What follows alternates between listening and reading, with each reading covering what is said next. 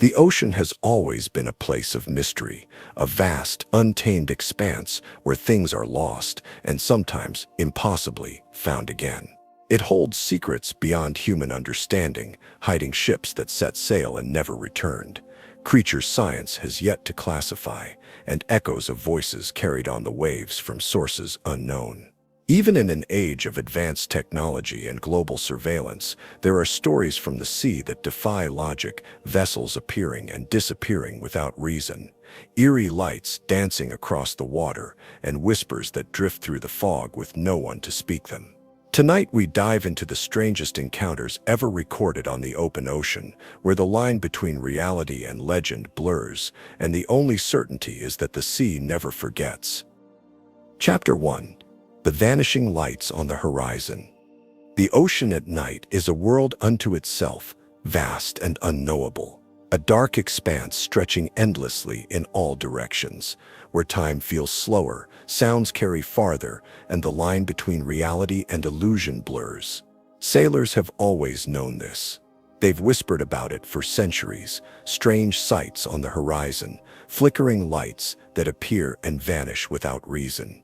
These lights have no source, no origin, and no explanation, but they are seen again and again. Across time, across cultures, across waters both familiar and unexplored. The vanishing lights on the horizon. Imagine being on the deck of a ship in the dead of night.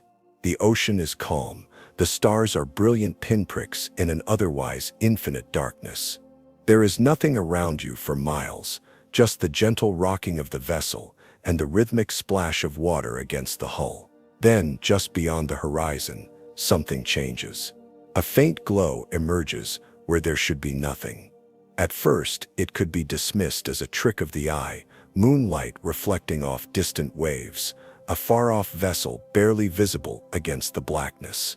But as you watch, the glow shifts, it moves, it pulses, flickering like a distant flame, except there is no fire, no smoke, no ship, just the lights. Stories of these lights go back as long as people have set sail. Some describe them as ghostly lanterns floating in midair, others as a row of gleaming orbs hovering just above the water. There are accounts of sailors following them, thinking they belong to another vessel, only to find themselves led off course, miles away from where they should have been. And then there are the stories of those who got too close, of entire ships that sailed toward the lights and were never seen again. One of the most well-documented encounters comes from the log of an English merchant ship in the 19th century. The crew reported seeing what appeared to be a fleet of ships in the distance, each carrying bright lanterns high upon their masts. They assumed it was a convoy, a group of traders moving in unison, perhaps heading toward an unseen port. The captain, curious and cautious, ordered a slow approach. But as the ship drew closer, the lights did not.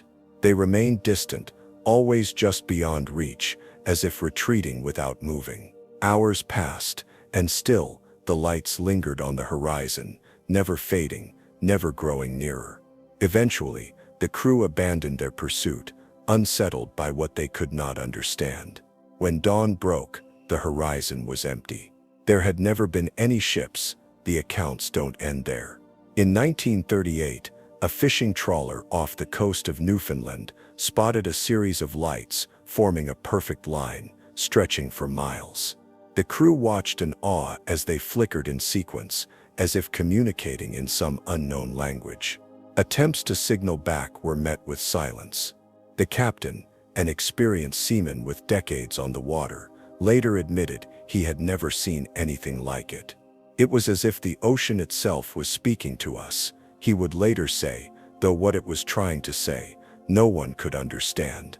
Then there's the case of the USS Cyclops, a massive Navy vessel that disappeared without a trace in 1918. The ship was last seen near the Bermuda Triangle, and while theories range from storms to mechanical failure, there are whispers of something stranger. Surviving radio transmissions suggest that just before contact was lost, the crew reported seeing an unusual formation of lights on the horizon. "They're moving in a way I've never seen before," the radio operator allegedly said. They're getting closer. Wait. The transmission cut off. No wreckage was ever found. The phenomenon is not limited to any one ocean, any one era. Even modern sailors, equipped with radar and GPS, have reported encountering the lights. A cargo ship in 2015 recorded a strange pulsating glow off the coast of Japan. The crew, hesitant but intrigued, steered toward it. The light seemed to recede, always staying just beyond reach. After several minutes, they stopped moving entirely. The crew expected to find something, an island, another vessel, some rational explanation. But there was nothing but open water. Then, just as suddenly as they had appeared, the lights blinked out. Explanations range from bioluminescent algae to atmospheric refractions.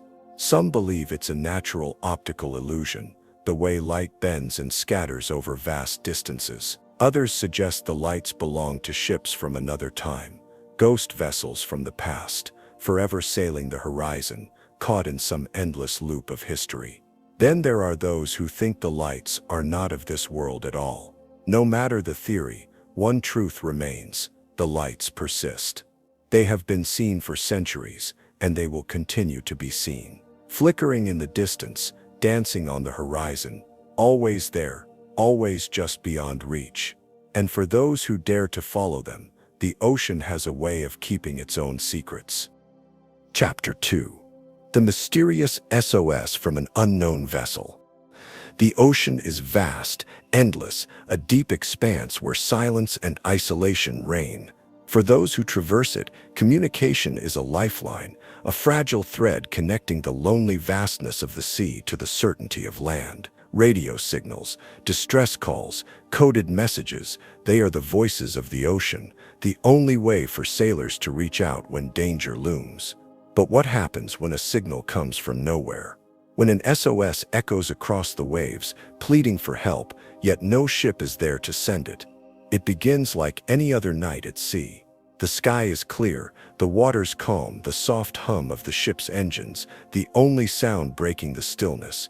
The radio crackles with routine transmissions, weather updates, navigation advisories, the occasional friendly chatter between vessels passing in the dark. Then, without warning, a new signal cuts through the static, a distress call. The voice is faint, broken by interference, barely audible over the hissing white noise. Mayday, Mayday, can anyone hear me? The words stretch and distort, as if pulled from some faraway place. This is unintelligible. We are taking on water. Please help. Every ship within range freezes, ears tuned to the ghostly transmission. The operators try to respond, but there is no reply. The coordinates given, if there are any, lead to nothing but open water. No ships are missing, no vessels have reported trouble, yet the signal persists. This has happened more than once. One of the most chilling cases occurred in 1948, when a distress call was received by several ships traveling through the Strait of Malacca. The transmission was fragmented, but what came through sent a chill down every spine that heard it. All officers, including the captain, are dead, lying in the chart room and bridge, possibly whole crew dead. There was a pause, and then the final haunting words, "I die." Silence. Attempts to trace the call led to the discovery of the SS Orang Medan, a Dutch cargo ship drifting aimlessly in the waters. A rescue crew was dispatched, and what they found was beyond explanation. Every crew member was dead. Their bodies were sprawled across the decks, frozen in expressions of sheer terror, their eyes wide, mouths open as if screaming in their final moments. There were no visible wounds, no signs of struggle, no explanation for why an entire crew had perished so suddenly. And before the ship could be properly investigated, it mysteriously caught fire and sank beneath the waves. This is not an isolated story. In 1965, a distress call was received by a tanker off the coast of Australia. The radio operator described hearing a desperate voice pleading for help, saying their ship was sinking. Coordinates were transmitted, and rescue crews were dispatched. But when they arrived at the given location, there was no ship, not even wreckage. The water was calm, undisturbed, The distress call had come from nowhere. Modern sailors still speak of mysterious SOS signals, ghostly voices that appear on their radios only to vanish just as quickly.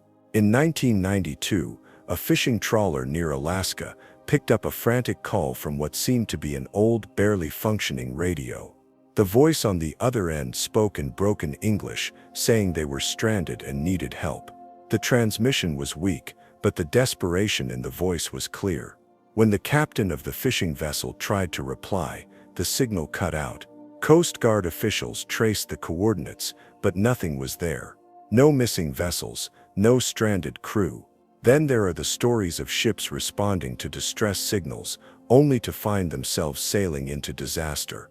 A merchant vessel in the 1970s reportedly picked up an SOS while traveling through the Caribbean. The call was urgent, warning of an impending collision. The captain, believing another vessel was nearby, changed course. But in doing so, the ship veered directly into an unexpected storm, one that had not been predicted, one that seemed to appear out of nowhere. The vessel barely survived. When the crew tried to locate the source of the distress call afterward, no ships in the area had reported sending any messages. Theories about these phantom distress signals vary.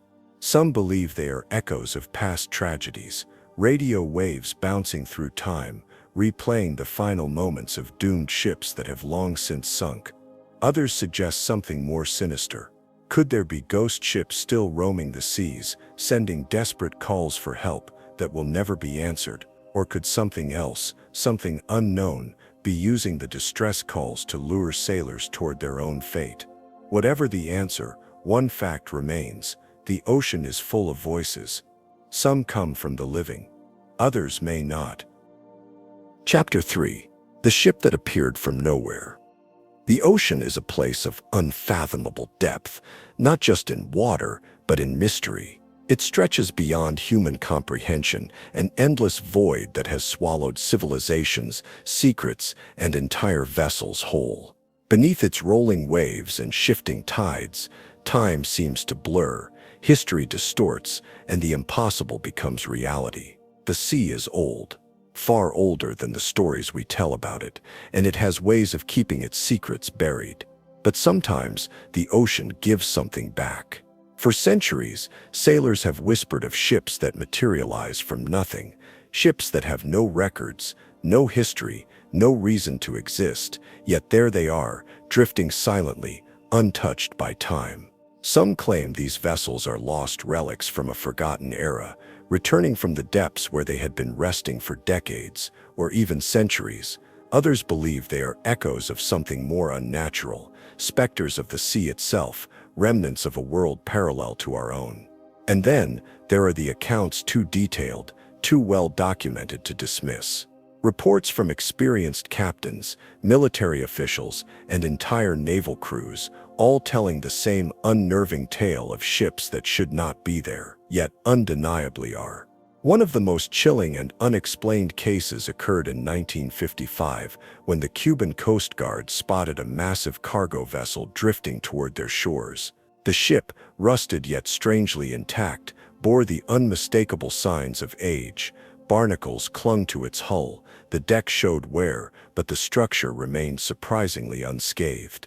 It was adrift, alone, moving with the current yet eerily stable, as if guided by an unseen force. As the Coast Guard approached, they attempted to make radio contact. Static, no response.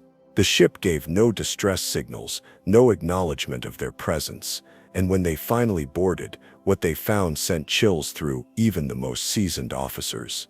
Inside, everything was preserved, as if frozen in time. The mess hall had plates of food, long since decayed but still arranged neatly, as if a crew had just been sitting there moments before. The cabins were in order, with beds made and personal belongings scattered across nightstands. The control room was silent, instruments dead yet undisturbed. There was no sign of struggle, no overturned furniture, no indication of what had happened. The only thing missing was the crew. Then came the most unsettling discovery. The ship's logbook, found resting exactly where it should have been, detailed its journey across the Atlantic. The last entry, written in neat, deliberate handwriting, was dated December 1st, 1925, 30 years earlier. That name, SS Cotopaxi. A ship lost in the infamous Bermuda Triangle, the Cotopaxi had set sail from Charleston, South Carolina, bound for Havana with a cargo of coal. It had vanished without a trace, its final distress signals garbled and incomplete. No wreckage was ever found. The sea had simply taken it, as it had so many before, but now it had returned. The questions that followed were endless. How had the Cotopaxi reappeared after 3 decades? Had it been drifting unseen, lost in a forgotten current, or had it been somewhere else entirely, somewhere beyond human understanding? And the Cotopaxi was not alone. Throughout history, similar stories have surfaced, ships vanishing, only to reappear in places they should never be. One of the most famous cases happened in 2006, when a small yacht, the Cas the Sec, was found drifting near Australia's Great Barrier Reef. The sail was up, the engine was running, a laptop sat open, a half-finished meal still on the table. It looked as if the crew had just stepped away, but they were gone. 3 experienced sailors had vanished without explanation. No signs of struggle, no distress calls, just gone. Investigators suggested they may have fallen overboard, but the boat was perfectly intact, its deck dry. If they had been pulled into the water, why hadn't anyone tried to climb back aboard? The eerie scene led to countless theories, from freak waves to something much stranger. Then there are the cases that defy even logical speculation. In 2014, a massive freighter appeared in the South Atlantic, drifting silently through the waves. Authorities approached, expecting to find a stranded crew. Instead, they found something far more disturbing. The ship had no name, no markings, no identification of any kind. Inside, it was as if time had simply stopped. The mess hall was stocked with supplies, food still in its packaging. The control panel remained untouched, the captain's chair empty, and yet there were no logs, no papers, no records of where the ship had come from. It was as if it had never existed in any official record, and yet here it was, floating before them. Brazilian authorities searched through every database, every missing vessel report. The ship didn't match any known craft. It was as if it had materialized from another world. And then there are the stranger encounters, ones that suggest something other than time itself may be at work. In 1933, a Norwegian ship stumbled upon what looked like a derelict schooner in the icy waters of the Arctic. The ship was old, covered in frost, but intact. As the crew boarded, they discovered a horrifying sight: bodies frozen in place, some seated at tables, others in their bunks, perfectly preserved, as if trapped in ice in the middle of their daily lives. The ship's name, Octavius. A vessel that had been missing for 13 years. The logbook told an even stranger story. The crew had been alive when they became trapped in the ice. They had survived as long as they could, but eventually they froze to death, one by one. And yet the Octavius had somehow freed itself from the ice and continued sailing, on its own, for over a decade. How does a ship sail with no crew? How does it navigate storms, shifting tides and impossible distances? There are legends, whispered among sailors, that some ships are not entirely empty, that something else remains behind. Perhaps it's a presence, a ghostly remnant of those who perished aboard. Or perhaps, just perhaps, some ships are no longer controlled by human hands. The Cotopaxi, the Cas the Sec, the Octavius, the countless freighters and yachts that have vanished, only to return when no one expected them.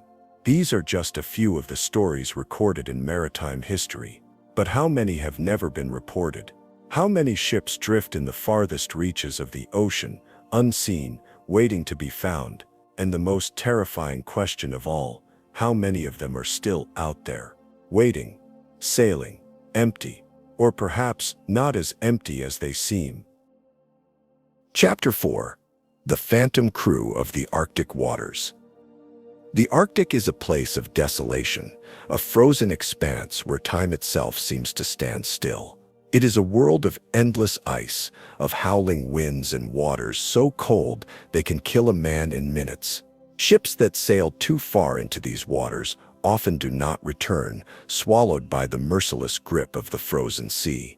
And those that do re-emerge, drifting, abandoned, unchanged by time, carry with them stories that defy logic, stories that send chills through even the most hardened sailors. There is one such tale, whispered among those who have braved the Arctic's brutal expanse, a tale of a ship that should not have been there, a vessel seemingly trapped in a time long past, its crew eerily preserved in a state that should have been impossible. The ship was first spotted in the early 1900s, drifting near the barren ice fields north of Greenland. It was an old whaling vessel, its wooden frame coated in thick layers of frost, its sails hanging in tatters. Yet, despite its age and the weight of time pressing upon it, the ship seemed intact, as if waiting for someone to board. When the first crew dared to set foot upon its frozen deck, they found themselves walking into a nightmare. The ship's crew was still there, but they were not alive. Seated around a wooden table in the captain's quarters were men frozen in place, their skin pale and blue, their eyes open, staring into the void. They were not in distress, nor did they seem to have died in panic or pain. Instead, they sat in eerie silence, as if merely waiting for someone to join them. Plates of food sat before them, untouched, frost-covered but still recognizable. One man had a pen in his hand, poised over an open logbook, as if in the middle of writing a sentence. But the ink had long dried. The ship's logs indicated that the last entry had been written in 1845, 60 years earlier. The rescuers backed away, their breath visible in the frigid air. The eerie sight before them sent shivers down their spines. How could the crew have remained like this, untouched by decay, preserved as though time itself had stopped within these frozen walls? The cold was deadly, but it was not enough to explain the unnatural state of the bodies. There was something else, something unseen. As the rescuers explored the ship further, they found more of the crew, each in similar positions, men frozen at their posts, some in their bunks, some at the wheel, their expressions blank and unmoving. It was as if the moment of their death had been suspended, their final actions never completed, leaving them forever trapped in the last instant of their lives. The most unsettling discovery came when they reached the captain's cabin. Unlike the others, the captain's body was standing. His hands were gripping the edge of his desk, his face turned toward the door, as if he had been expecting someone. His eyes, though glazed over with ice, still held something, a glint, a fragment of consciousness, as if he had been waiting for something or someone. The captain's log was left open, and its final passage was short, written in a shaky hand. The ice is closing in. The whispers grow louder. We are no longer alone on this ship. The rescuers quickly fled, leaving the ghostly crew behind, retreating to their own vessel as fast as the ice would allow. No one spoke as they pulled away, watching the frozen ship fade into the Arctic mist. It was as if the ship had been waiting for them, luring them aboard to take their place. For years, the story of the ghostly Arctic whaler spread among sailors. Some called it a curse, others dismissed it as legend, but the reports did not stop. Over the decades, other vessels sighted the ship, still adrift, still frozen in time. Some claimed to see figures moving on deck, shadowy forms that should not have been there. Others swore they heard voices carried on the wind, whispers that seemed to come from the ice itself. Then, in 1931, a British expedition searching for lost ships in the Arctic made an even more terrifying discovery. They had set out to find the wreck of a different vessel, a ship that had vanished nearly 80 years earlier in the icy expanse. But instead, they stumbled upon something far more disturbing. Deep within an ice-covered fjord, they found the same ghostly whaler, intact, untouched, and inside, the crew was still there, still frozen, still waiting. Nothing had changed. It was as if the ship had been left in place by the hands of time itself, an eerie relic preserved by something far beyond nature. The rescuers did not linger. They documented what they had seen, took a handful of photographs, and left as quickly as they had come. To this day, no one knows where the phantom whaler finally came to rest, if it ever did at all. Some say it still drifts through the Arctic waters, appearing when the fog is thickest, a silent reminder of the unknown forces lurking beneath the ice. Others believe it was never truly abandoned, that something remains aboard, something that does not belong to this world, and that perhaps the next unfortunate souls who find it will never return to tell the tale. Chapter 5. The Black Ship That Brings Bad Luck. The sea is a place of many superstitions. Sailors, bound to the mercy of the tides, the winds, and the unknown, have long believed in omens and curses. Some ships are blessed, thought to carry good fortune to their crew. Others are feared, spoken of in hushed voices, avoided at all costs. And then there is one legend that stands above the rest, a ship that does not simply bring bad luck, it brings death. No one knows where it came from. No one knows who built it or why it still roams the seas. But those who claim to have seen it say the same thing. The ship is black as night, its sails tattered but still full of wind, even when the air is calm. It glides silently through the water, cutting through the waves like a knife, and wherever it appears, misfortune follows. The first recorded sighting of the Black Ship dates back to the early 1700s. A merchant vessel sailing from England to the Caribbean reported seeing a dark silhouette on the horizon, moving against the wind, approaching fast. The crew, confused and uneasy, watched as the mysterious ship grew closer. It did not raise a flag. It did not signal. It simply loomed, silent and foreboding. Then, without warning, the air grew heavy. The sky darkened, though there was no storm in sight. The merchant captain ordered his men to change course, but no matter which way they turned, the Black Ship remained. That night, the merchant crew heard whispers drifting across the water, soft at first, then louder. Voices they could not understand, speaking in a language unknown, seeping through the wooden planks as if the ship itself were breathing. Men clutched their heads, writhing in agony as the whispers filled their minds. The sound grew unbearable, a chorus of invisible voices crying out from the abyss. By morning, the merchant ship was found drifting aimlessly, its sails torn, its crew missing. Not a single soul remained. The logbook, the only clue left behind, contained one final entry. A message scrawled in frantic, uneven letters. "It is watching us. It is already here." Years passed, and the story of the Black Ship became a myth. But then, in 1823, a whaling vessel off the coast of South America encountered something strange.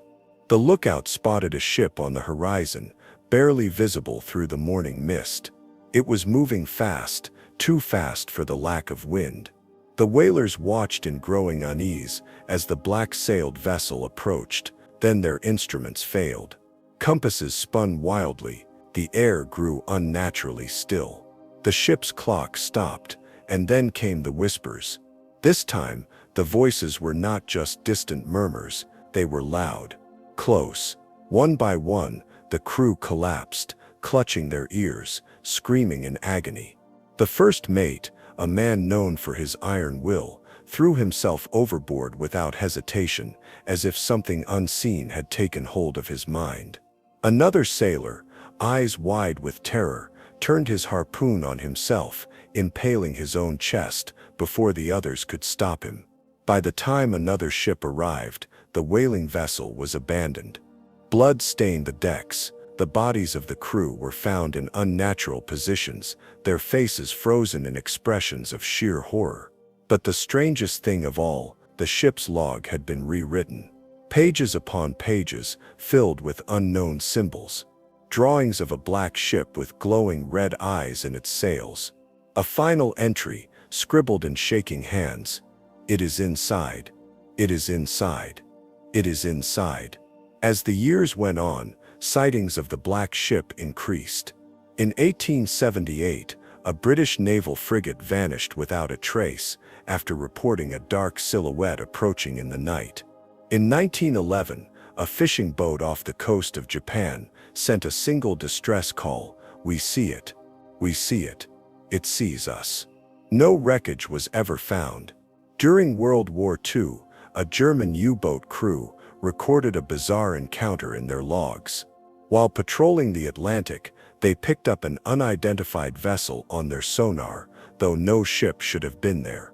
Then the periscope lens cracked without explanation. One by one, the crew reported hearing something breathing in the corridors of the submarine. Men disappeared. Some went mad. The U-boat was later found drifting, with no one left on board. The only clue, a single phrase etched into the steel of the control panel: "It is always watching." The black ship has no allegiance. It does not belong to any country, any time, any reality we understand.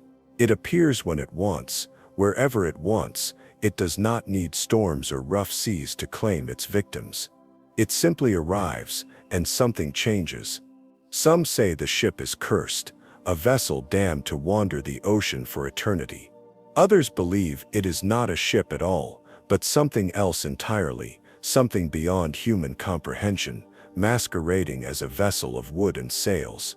There are even whispers that it is alive, and that the crew it takes never truly dies.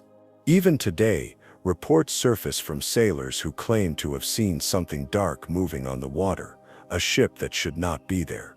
Some hear faint whispers carried on the wind, voices just beneath the surface of their minds, beckoning them closer. Most never speak of it again, and some simply disappear. If you ever find yourself at sea, and a shadow appears on the horizon, moving against the wind too fast, too silent, turn away.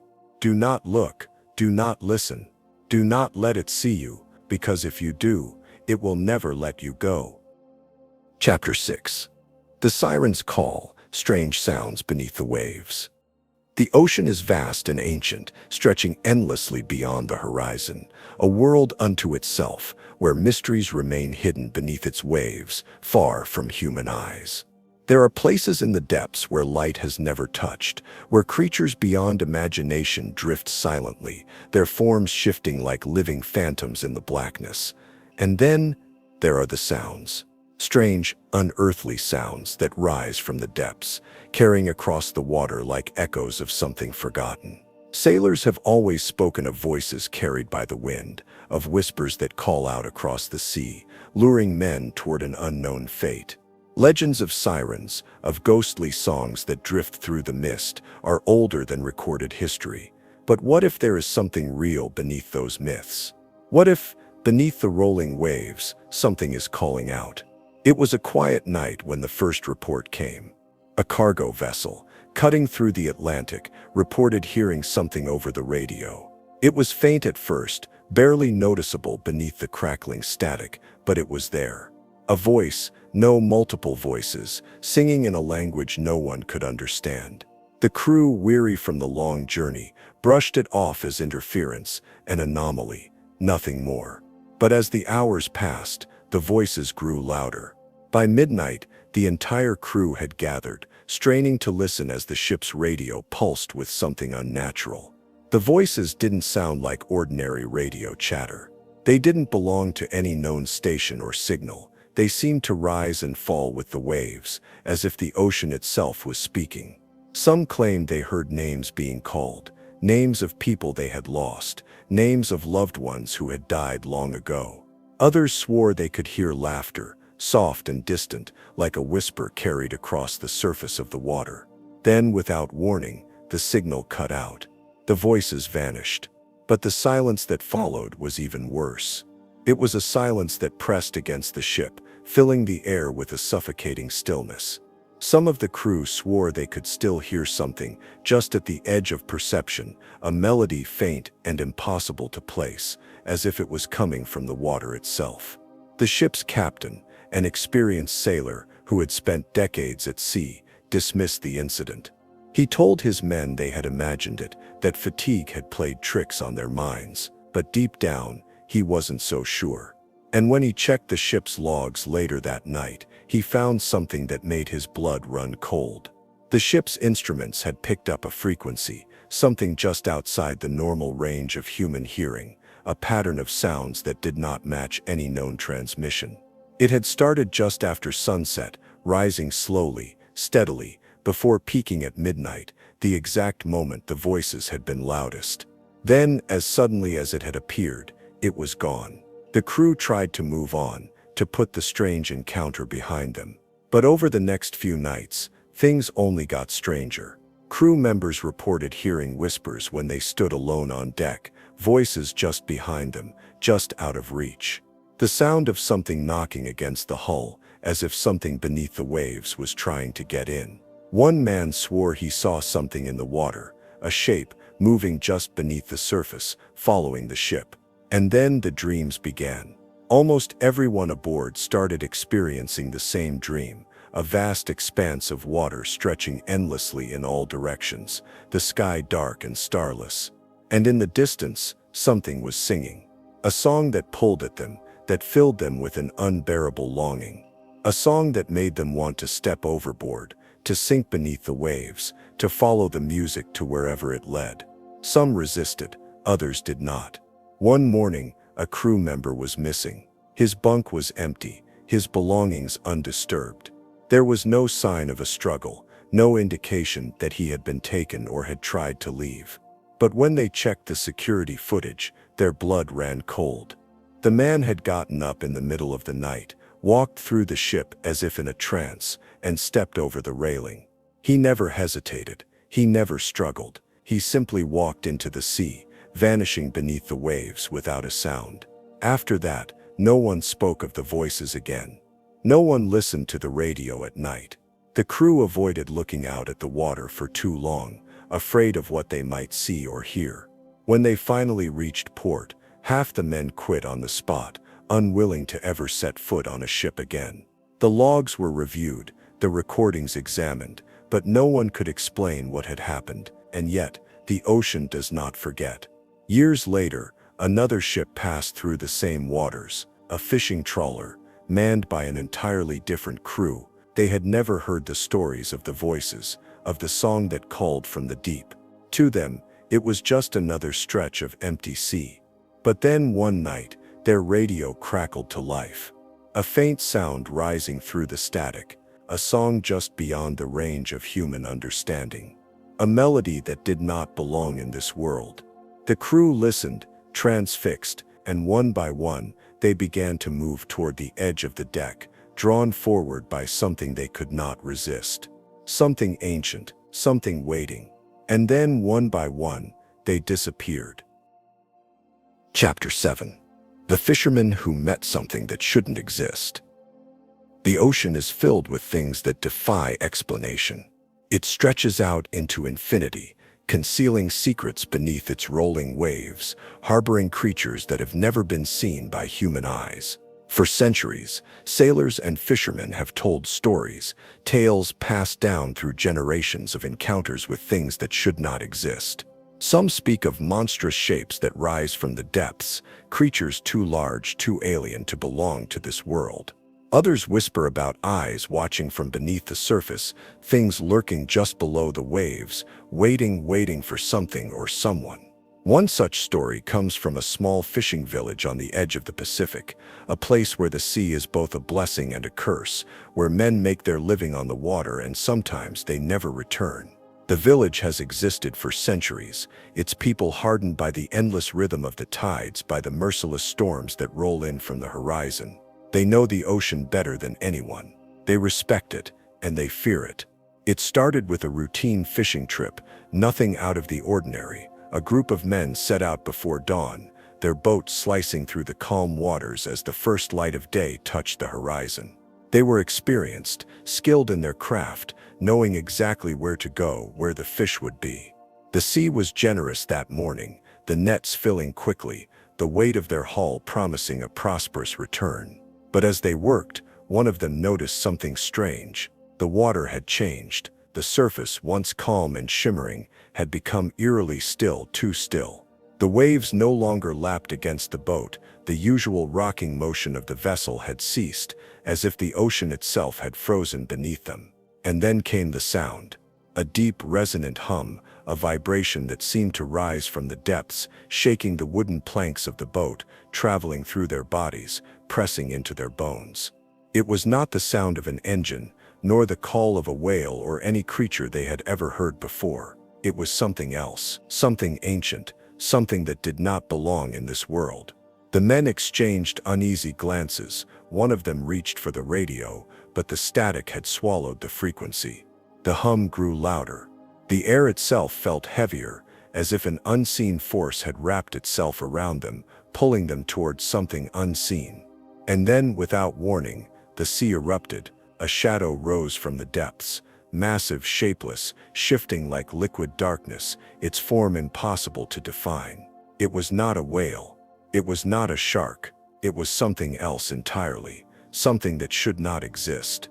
The fishermen could do nothing but stare, their minds struggling to comprehend what they were seeing.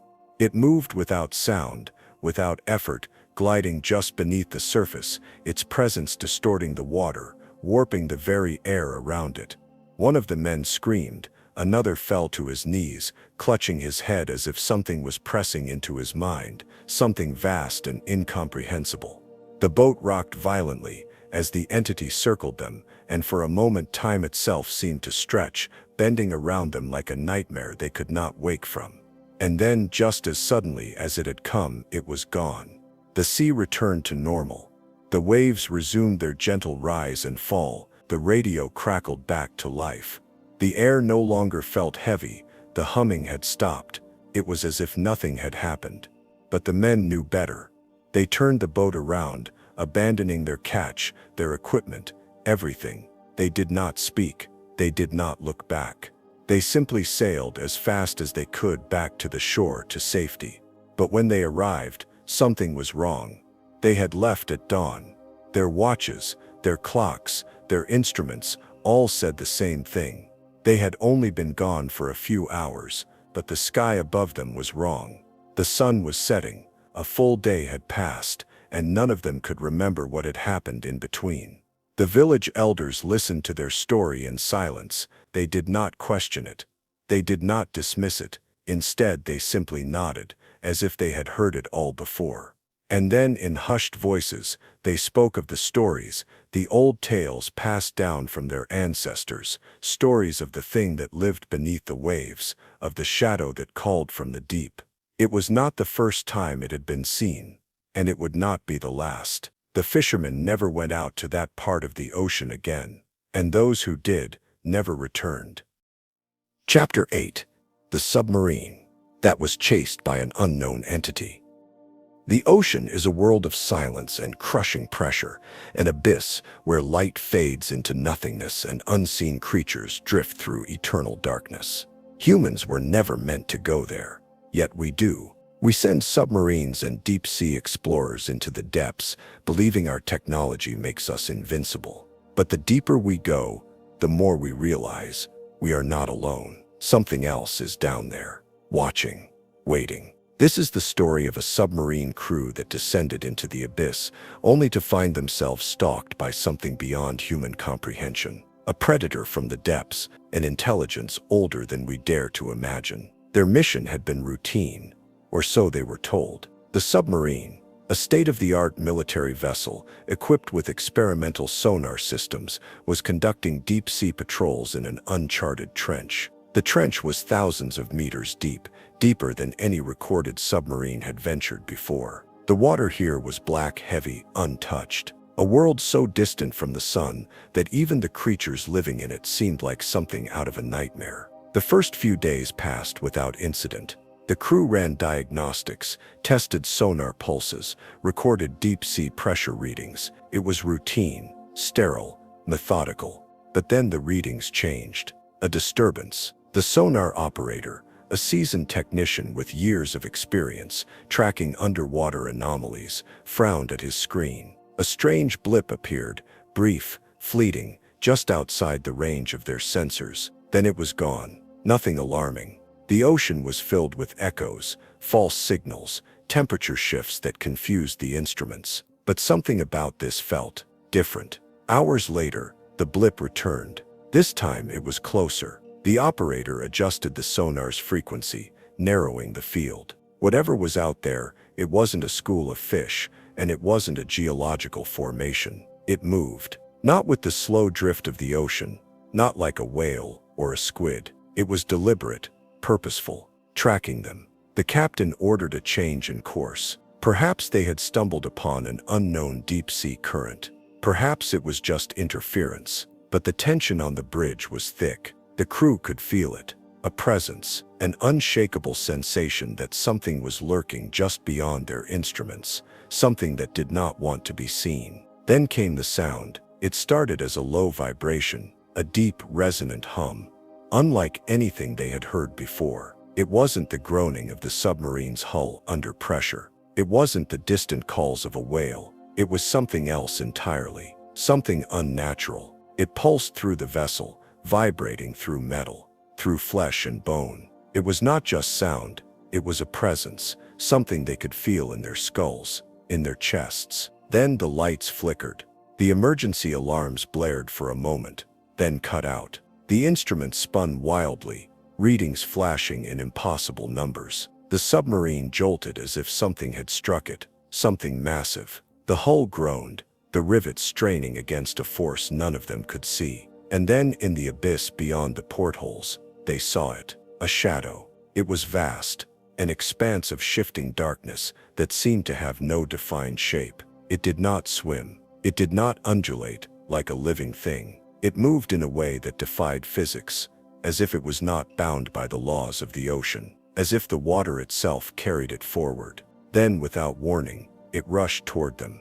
The submarine rocked violently as the shadow consumed the light from their portholes. It wasn't a creature, it was a void, an absence of existence, an impossibility. The crew felt something pressing against their minds, a foreign intelligence brushing against their thoughts, like an unseen predator sizing up its prey. Panic erupted. The captain shouted orders, full speed, emergency ascent, get out. The engines roared to life, propelling the vessel upward. But something held them down. The pressure spiked to dangerous levels. The hull groaned, bending inward, as if an unseen force was crushing it. Then came the whispers. A voice. Not words, not in any language they knew, but they understood. A feeling of warning, of curiosity, of something ancient and unknowable, observing them, studying them. And then, just as suddenly, it was gone. The shadow withdrew. The pressure released. The submarine shot toward the surface, like a cork escaping from the depths. The instruments stabilized. The sonar was clear. They breached the surface under a sky filled with stars, gasping as if the vessel itself had been holding its breath. The crew sat in stunned silence, staring at each other, at the screens, at the nothingness around them. What had just happened? The official report. Equipment malfunction. A deep-sea anomaly. A sonar error. Any explanation that could make sense of what they had experienced. But the men aboard that submarine knew better. They had seen something that should not exist. And worse, they had been seen. Even now, sailors whisper about what lies in the uncharted trenches of the world's oceans, about shadows that move against the currents, watching from the abyss, waiting for the next vessel foolish enough to descend too deep. Chapter 9. The cargo ship that arrived with no crew. The sea is vast, unrelenting, and indifferent. It stretches beyond the horizon, swallowing anything that dares to challenge its depths. It has seen the rise and fall of empires, carried the ambitions of explorers, and claimed the lives of those who miscalculated its merciless nature. But sometimes, the sea does something strange. It returns a vessel, but not its crew. This is the story of a cargo ship that should never have returned. A ship that drifted into port, fully intact, its cargo untouched, but with no living soul aboard. The year was 2002. A massive cargo ship, registered under an obscure shipping company, had been making routine trade runs across the Indian Ocean. It was a bulk carrier, hundreds of feet long, loaded with containers stacked like miniature cities on its deck. The ship was scheduled to arrive at its next port within 3 days. The weather was clear, the waters calm, and the voyage was expected to be uneventful.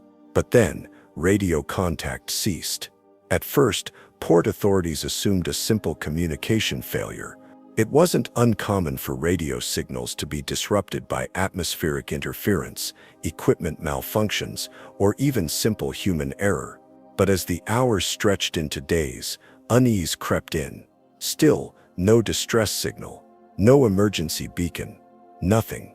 A search was launched, combing the last known coordinates of the ship, but the ocean is vast and empty. Days turned into weeks, and the cargo ship was presumed lost. It joined the long, tragic list of maritime disappearances, another vessel swallowed by the deep, until it came back. One morning, a massive shape emerged from the mist on the horizon, heading directly for port. The silhouette of a cargo ship loomed in the distance, its towering containers stacked in perfect rows. It moved steadily, precisely, its course unwavering. Tugboats were dispatched to escort it in. The ship did not respond to radio hails, nor did it adjust its course. It simply glided forward, as if on some silent, predetermined path. When it finally reached port, the eerie truth became evident. No one was aboard. Not a single crew member. The ship was in pristine condition. No signs of struggle, no damage, no distress signals activated. The engines were running at low power, as if the crew had simply walked away mid-voyage. The navigation systems were still operational, but no logs had been updated since the moment communication had ceased. It was as if the entire crew had vanished in an instant. A search team was assembled. Investigators combed every inch of the ship, opening cabins, checking lifeboats, scanning for any clues as to what had happened. Everything was as it should be, except for the complete absence of people. No signs of panic, no abandoned meals left half-eaten, no distress signals scrawled on the walls. The lifeboats were still secured in their cradles. The emergency life vests were accounted for. The crew's personal belongings were undisturbed, their clothes still neatly folded in their lockers. The strangest discovery came from the captain's quarters. His logbook was found open, the last entry written in neat, steady handwriting. There was nothing unusual about it, just a mundane note about the ship's course, the weather, and the crew's routine tasks. No sign of distress, no cryptic messages. But then, beneath it, something else. One final line, scrawled hastily at the very bottom of the page. "They're outside." The ink trailed off, as if the writer had been interrupted. Outside. The search team checked the ship's outer decks. Nothing, just endless ocean. The ship's security footage was reviewed next. The cameras positioned throughout the vessel should have captured whatever had happened. But as investigators scrolled through hours of footage, they found nothing unusual. The crew carried on as normal, working, eating, laughing. Nothing seemed out of place. Until the final recorded moment. At precisely 2:47 a.m., the footage cut to static. Every single camera, the blackout lasted for exactly 6 minutes. And then, when the footage resumed, the ship was empty. The crew had vanished. No struggle, no signs of an attack, no trace of what had happened. It was as if they had been erased. Theories ran wild. Some speculated that pirates had boarded the vessel, though that didn't explain why nothing had been stolen or why there were no signs of a struggle. Others suggested mass suicide. But why? And where were the bodies? Then, a darker theory emerged. The crew hadn't left the ship, something had taken them. Some of the dock workers who boarded the ship to assist with unloading the cargo refused to step foot on it after hearing the story. They claimed the ship had an unnatural stillness to it, a kind of presence that made their skin crawl. Others swore they heard faint whispers in the halls, voices echoing where there should be none. The ship was eventually seized by the authorities, investigated, and then sold to a new company. It was scrubbed clean, repainted, and given a new name. But sailors who worked on it afterwards reported strange occurrences, shadowy figures glimpsed just out of sight, tools disappearing only to reappear in places no one had left them, and the ever-present feeling that someone or something was watching. And then, a few years later, it happened again. The ship vanished at sea. Once more it was presumed lost. But those who remember the first time know that the sea does not always keep what it takes. Someday, it may return again, drifting silently into port, with its cargo untouched, and its crew gone. Chapter 10. The Lost Vessel that returned centuries later. The sea has a way of keeping its own secrets. Beneath the waves, time flows differently, and for those who dare to venture too far, the ocean can become a place where past and present blur together. There are stories, whispers among sailors, of ships that disappear without a trace, only to reappear decades or even centuries later. No explanation, no clear answer, just a vessel returned to the world as if it had never been gone. This is one of those stories. A cold mist hung low over the water, shrouding the waves in an eerie silver-gray stillness.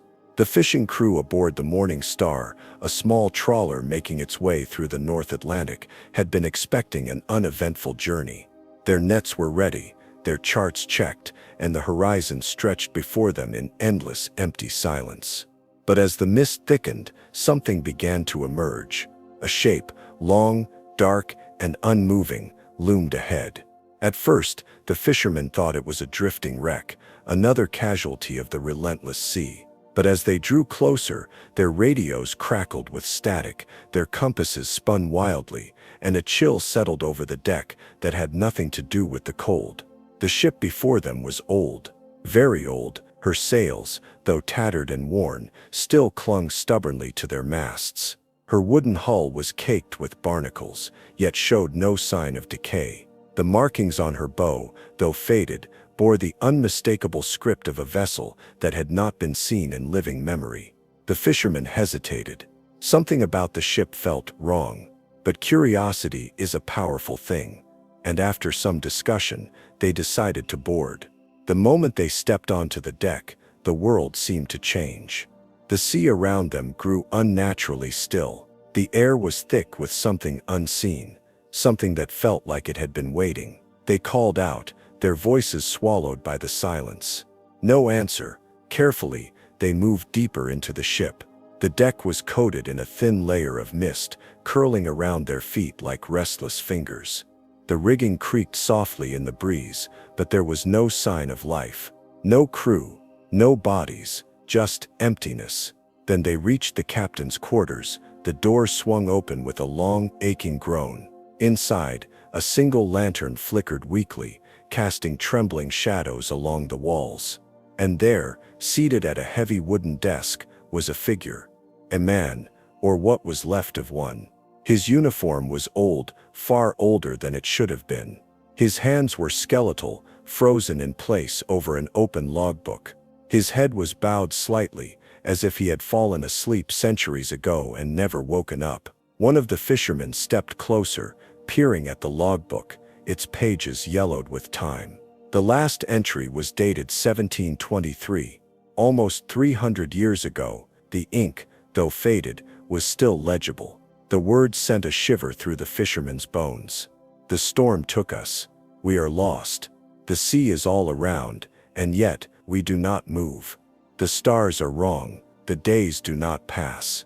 We are adrift in a place that should not be. I do not know if we are dead. I do not know if we were ever alive to begin with. Silence. Then, a whisper. Not from the fisherman, not from the dead captain, but from somewhere deep in the ship. A sound like footsteps on old wood. A slow, deliberate creaking. One of the men turned to run, but as he did, something caught his eye. A portrait on the wall, covered in dust. It showed the ship's crew, smiling, alive, full of youth.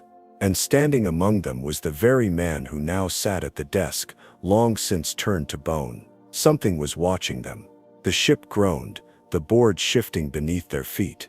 The air grew thick, suffocating, pressing in on them like unseen hands. The fishermen didn't need another warning.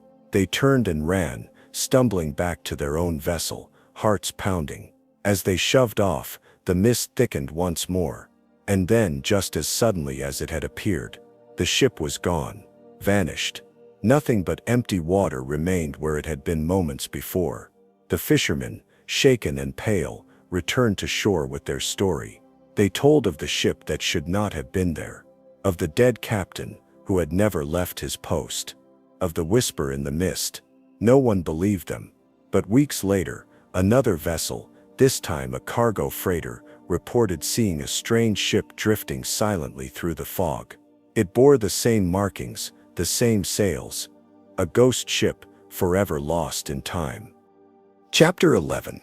The unidentified floating object that defied explanation. The ocean has always been a realm of the unknown, a vast expanse where secrets lurk just beneath the surface, where myths and reality blur into something neither fully explainable nor completely dismissible.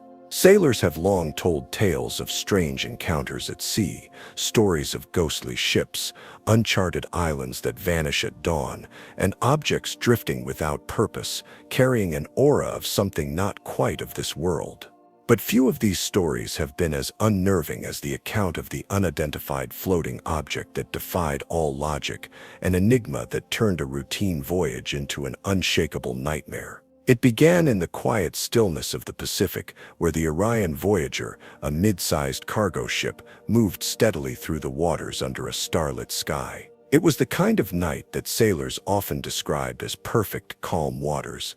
No storm on the horizon, the moon's silver glow reflecting off the gentle waves. The crew had settled into their usual routine, some manning the controls, others below deck, either resting or playing cards to pass the time. The ship's radio crackled occasionally with faint signals from distant vessels, nothing out of the ordinary, just the soft hum of voices from unseen ships far across the sea. And then, a sound. It was barely a whisper at first, something so faint that most of the crew dismissed it as just the ship settling, or the distant creak of wood shifting under the pressure of the waves. But then it grew, an eerie distortion, a fragmented transmission breaking through the radio static. The words were impossible to understand, garbled, twisted, as though spoken from somewhere deep and unnatural. The sound sent an immediate chill through the communications officer, who adjusted the dials, attempting to clear the signal, but no matter how much he fine-tuned it, the message remained just beyond the threshold of comprehension. Then, amidst the crackling and distortion, a phrase came through, unmistakable, clear, and yet completely devoid of emotion. "Something is here.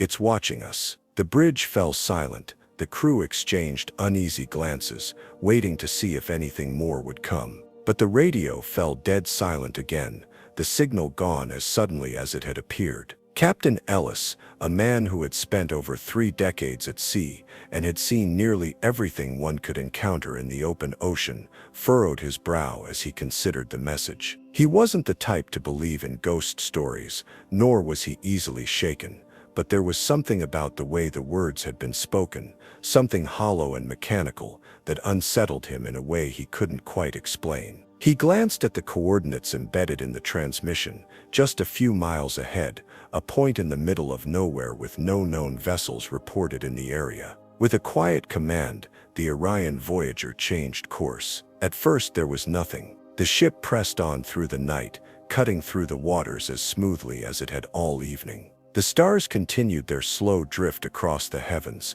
the waves whispered their endless lullaby, and yet there was an unshakable feeling among the crew that something had changed. The air itself felt heavier, charged, as though an unseen force had taken notice of them. Then the radar flickered. At first just a brief blip, a single dot appearing where there had been nothing before. The ship's radar officer adjusted the controls, trying to get a better read on whatever it was. But the object didn't register properly. It wasn't moving. It wasn't even holding a solid shape. It flickered in and out, like something struggling to exist in the physical world. And then they saw it, At first it was just a shadow, an absence of light rather than a presence, a dark mass floating upon the surface of the water, barely visible in the moonlight. As they drew closer, it became clear that it was not a ship, not a piece of wreckage, nor anything that should logically exist in the open ocean. It had no shape, or rather it seemed to shift as they looked at it. One moment, it was a smooth, oval form, its surface impossibly dark, absorbing the moonlight rather than reflecting it. The next it was angular, jagged, almost crystalline in structure, and then just as suddenly, it would seem almost transparent, as though it wasn't there at all. The crew stood frozen, their instincts screaming at them that something was terribly wrong. Captain Ellis narrowed his eyes, gripping the railing as he ordered the ship to slow. The closer they got, the more distorted their instruments became. The compass spun wildly, navigation systems flickered, and even the ship's powerful floodlights seemed to bend around the object rather than illuminating it. Then came the sound. It started as a deep hum, resonating through the water, vibrating through the hull of the ship. It wasn't mechanical, nor was it natural. It was something in between, something that had no right existing in a place like this. The air itself seemed to shiver with the noise, and as it grew louder, the lights aboard the Orion Voyager flickered violently. And then the ship stopped moving. Not because the engines had failed, not because they had dropped anchor, but because something unseen had halted them. The water around them had gone perfectly still, no waves, no movement, as though the ocean itself had become frozen in time. The crew panicked. Some ran to the lifeboats, though no one dared launch them. Others clung to the rails, their breath visible in the suddenly freezing air. The captain tried to call out commands, but his voice was lost beneath the rising hum, which had now become a chorus of whispers. The voices came from nowhere and everywhere, echoing through the air, through the radio, through the very bones of the ship. They spoke in no language, and yet every man aboard felt the undeniable truth that they were being spoken to. And then the object moved, not through the water, but above it. It rose, hovering just a few feet from the surface,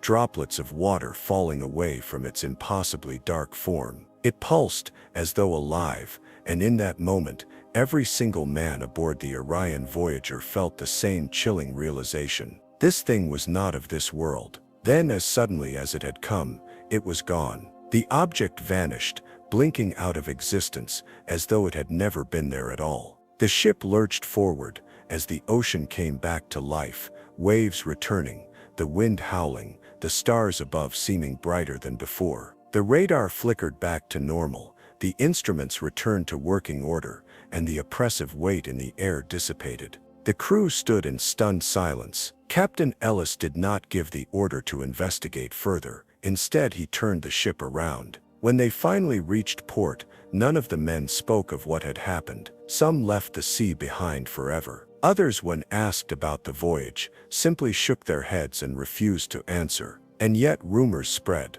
Other ships reported strange lights in those waters, objects that appeared and disappeared in the blink of an eye. Some who ventured too close reported seeing something, a mass floating just beneath the surface, waiting, watching. No one knows what the Orion Voyager encountered that night. But one thing is certain, there are things in the ocean that do not belong, and sometimes they reveal themselves, just for a moment before slipping back into the unknown.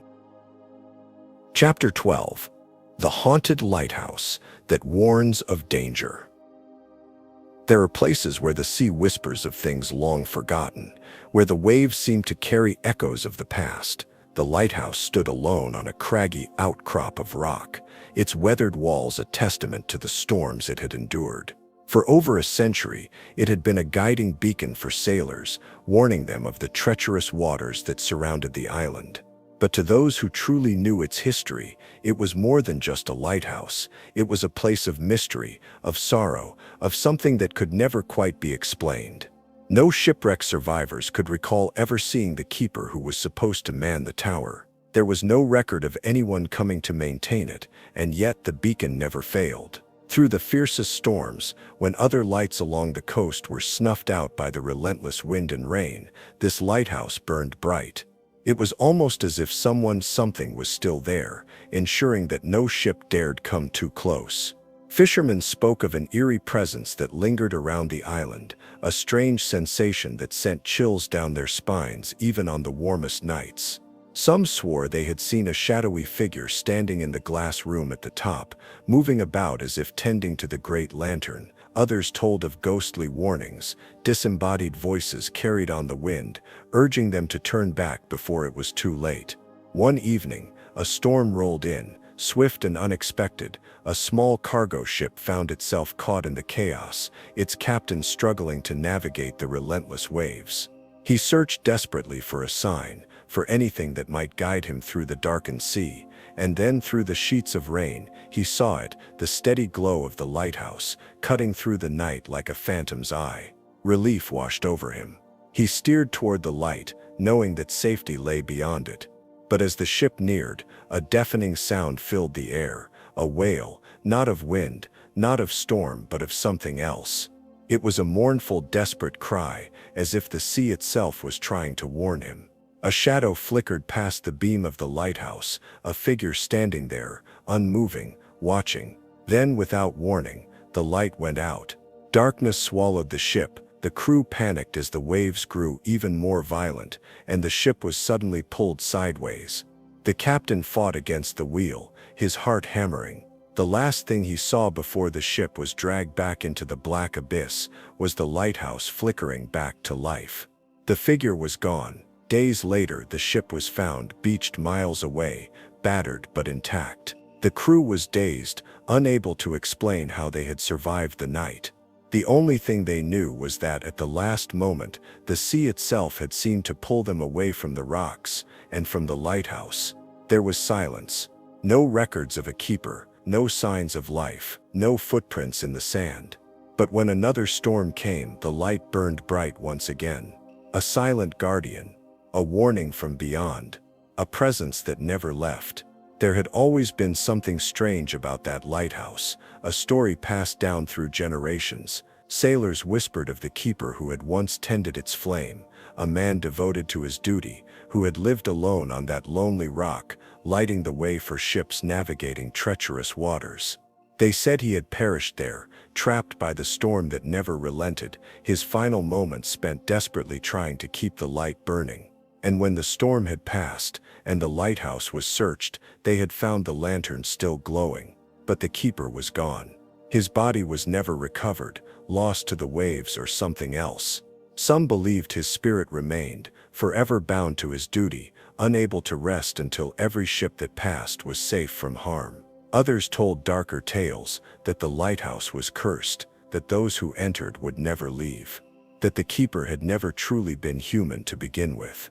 There were stories of men who had dared to stay the night within its walls, only to be found days later, silent, eyes wide with terror, as if they had seen something beyond comprehension.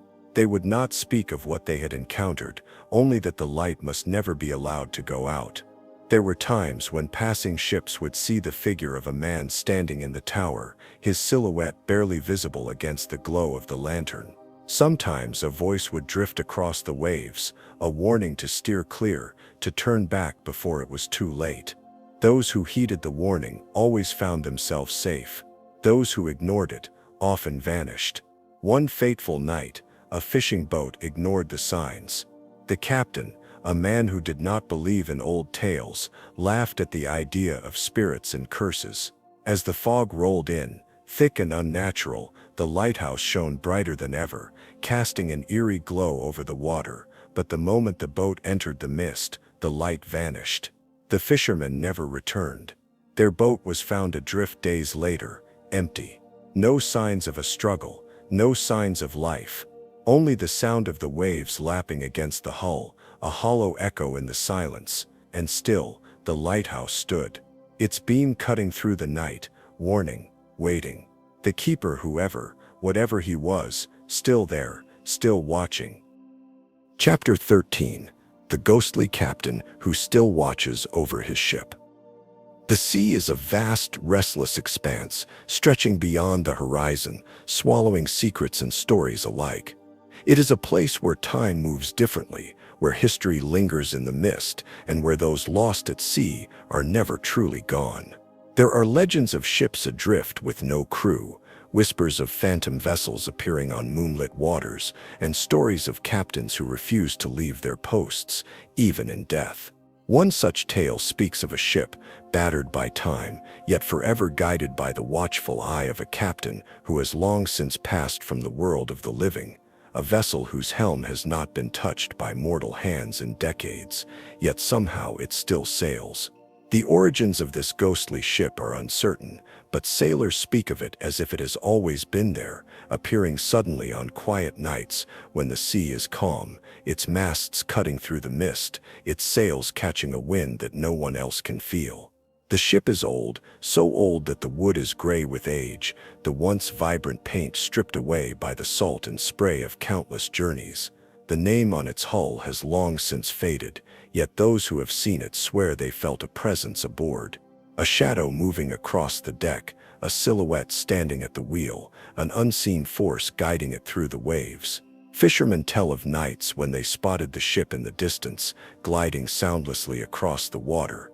It makes no noise, no creaking wood, no flapping sails, no splashing waves against its hull, just silence. A stillness that feels unnatural, and when they look closer they see him, the captain. A tall figure, standing motionless at the wheel, his eyes fixed ahead, as if charting a course only he understands. Some say his uniform is still pristine, his buttons polished, his hat tilted at just the right angle. Others swear he is little more than a shadow, a specter made of mist and memory. But all who have seen him agree on one thing: he does not acknowledge them, he does not wave, does not turn, does not react. He only watches the horizon, guiding his ship through waters unknown. There are those who claim to have tried calling out to him, their voices swallowed by the vastness of the ocean, but the captain never answers. The ship never stops. Some have dared to approach, their curiosity outweighing their fear. They row closer, watching the ghostly vessel drift through the night, its sails impossibly full despite the lack of wind. But the closer they get, the colder the air becomes, a chill that is not from the sea, but from something else, something older, something not meant to be disturbed. One tale, passed down from sailor to sailor, tells of a crew that once boarded the phantom ship. It was a calm night, the water still as glass, the moon casting an eerie glow over the waves. They had been following the ship for hours, watching as it sailed with purpose, yet without any visible crew. Their own vessel pulled alongside it, ropes were tossed, and with hesitant steps they climbed aboard. The deck was silent beneath their feet, the wood slick with moisture yet firm, as if it had been tended to. Lanterns still hung from the masts, unlit but swaying slightly, as if touched by unseen hands. The sails, though aged, held strong against the invisible wind, propelling the ship forward at a steady pace. But the strangest thing of all was the wheel. It moved, slowly, steadily. It turned, as if guided by an unseen force, and there, standing before it, was the captain. His back was to them, his hands resting lightly on the wood, his posture rigid. He did not turn, did not react to their presence. They stepped forward, cautiously, their voices barely above whispers. One of them, braver than the rest, reached out, intending to place a hand on the captain's shoulder. But before he could make contact, a sudden gust of wind rushed through the ship, a wind that should not have been there. It roared past them, chilling them to the bone, and in that moment, the captain moved. He turned his head ever so slightly, not enough to reveal his face, but just enough to acknowledge them, and in that instant, they understood. They did not belong there. Panic set in, their breaths coming in sharp gasps as they stumbled back, rushing toward the railing. The ship groaned, its timbers creaking, as if the very vessel itself was waking from a long slumber. The temperature dropped further, their fingers numb as they scrambled back onto their own boat. And as they pushed away, watching the ghostly ship vanish into the mist, they saw him once more. The captain, standing tall, his gaze fixed on the horizon, his ship sailing onward, forever guided by hands that no longer belonged to the living. No one knows who he was, nor why he remains. Some say he was a devoted sailor, a man who loved the sea so much that even death could not part him from it. Others believe he was cursed, doomed to sail the oceans for eternity, his fate sealed by a past mistake or an unfinished journey. Whatever the truth may be, his legend persists. To this day, sailors whisper of the ghostly ship that appears on quiet nights, its captain forever at the helm, watching, waiting. And if you ever find yourself at sea, lost in the stillness of the night, keep your eyes on the horizon. You may just see him, a lone figure standing against the wind, guiding his ship through the endless waters, never straying from his course. A captain without a crew, a ship without a name, and a voyage that will never end. Chapter 14: The Uncharted Island That Disappears at Dawn. The ocean stretches endlessly, a boundless world of shifting tides and rolling waves, hiding secrets beneath its depths that have never been spoken aloud. It has swallowed entire civilizations, concealed wrecks that have never been found, and carried whispers of things beyond comprehension. But among the strangest of all its mysteries are the places that should not exist, uncharted islands that rise from the mist only to vanish as if they had never been. Sailors tell of such islands, places they swear they have seen, walked upon, breathed in the air of, only to watch them fade before their very eyes. These are not legends of old, not myths passed down from generation to generation, but encounters from those who returned from the sea with haunted eyes and trembling hands, swearing that they had stepped onto land that was never meant to be found. One such tale comes from a merchant vessel traveling through an expanse of open ocean, far from any known land. It was a clear night, the stars glistening above, the water calm beneath them. The crew was familiar with the route, experienced sailors who had seen nearly everything the sea could offer, but that night, they saw something new. The lookout was the first to notice it. A shadow on the horizon, a shape that should not have been there. He called to the captain, pointing toward the dark mass that loomed ahead, its outline becoming clearer with each passing moment. An island, but that could not be. There were no islands in these waters, no land for hundreds of miles, and yet there it was. The captain ordered the ship to slow, uncertainty hanging in the air like mist. As they drew closer, details emerged from the darkness: towering cliffs, dense forests, a shoreline untouched by man. It was an island, unmistakably so, rising from the water like something newly born, its sands pale beneath the moonlight. The crew stood in stunned silence, gazing at a place that had no name, no place on any map. Cautiously they lowered a rowboat, a small party making their way to shore, the silence around them growing heavier with each stroke of the oars. As they neared the beach, a strange sensation settled over them, not fear, not dread, but something deeper, a feeling of being watched. The sand was cool beneath their feet as they stepped onto land, their footprints the first to ever mark its surface, or so they believed. But as they ventured further inland, their lanterns casting flickering light over the undergrowth, they saw them, footsteps, not theirs. Old sunken prints trailing off into the darkness. Someone had been here before. The jungle beyond the beach was thick, the trees ancient and gnarled, their roots stretching across the ground like grasping fingers. The air was humid, thick with the scent of earth, and something else, something they could not name. Deeper they walked, drawn by a force they did not understand, until they reached a clearing, and there, in the heart of the island, they found something impossible. Ruins. Structures that had no place here, walls of weathered stone, carvings that bore no resemblance to any known civilization. The air within the clearing was different, heavier, as if it held the weight of centuries. And as they stepped closer, running their hands along the stone, they felt it, the faintest vibration beneath their fingertips, as if the island itself was breathing.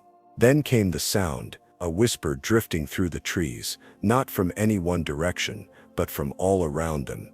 Soft, almost indistinct, like words carried on the wind. The crew turned to one another, eyes wide, unsure if they had truly heard it, or if the night was playing tricks on them. But then it came again, clearer this time, a voice not of this world, leave. The word was not spoken, but felt resonating deep within them, sending a shiver through their bones. The jungle around them seemed to darken, the shadows stretching, shifting. The air grew colder, and with it came an unshakable certainty. This place was not meant for them. Panic set in, their breaths coming faster as they turned back toward the shore, their movements quick, frantic. The island, once still, now felt alive, the trees pressing in, the very ground beneath them seeming to pulse. And as they reached the beach, the sea before them had changed. The ship, their only way home, was drifting farther away, the tide pulling it back, as if the island itself was unwilling to let them leave. They shouted, waving their arms, their voices barely carrying over the wind. But the crew aboard the ship stood frozen, their faces pale as they pointed toward the sky. Above them the stars were moving, not shifting with the slow rotation of the earth, not gliding as celestial bodies do, but twisting, swirling, forming patterns that should not exist. The night sky itself was wrong, as if they had stepped into a place outside of time.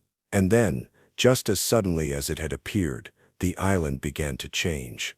The cliffs blurred, the trees wavered, the ruins crumbled into nothingness. The land beneath their feet dissolved like mist, and before they could react, they were back in the rowboat, the waves rocking them gently as they drifted toward the ship.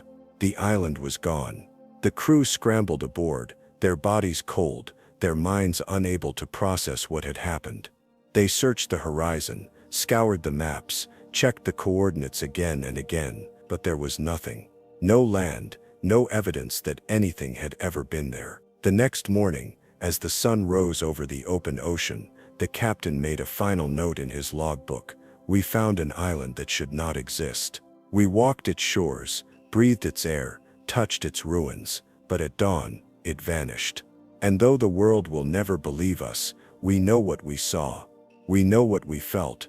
We know that somewhere, beyond the charts and maps, beyond the reach of time, that island still waits. Even now there are whispers among sailors of an island that appears only in the dead of night, an island that exists just long enough to be seen, just long enough to be touched, before it fades with the coming of the dawn.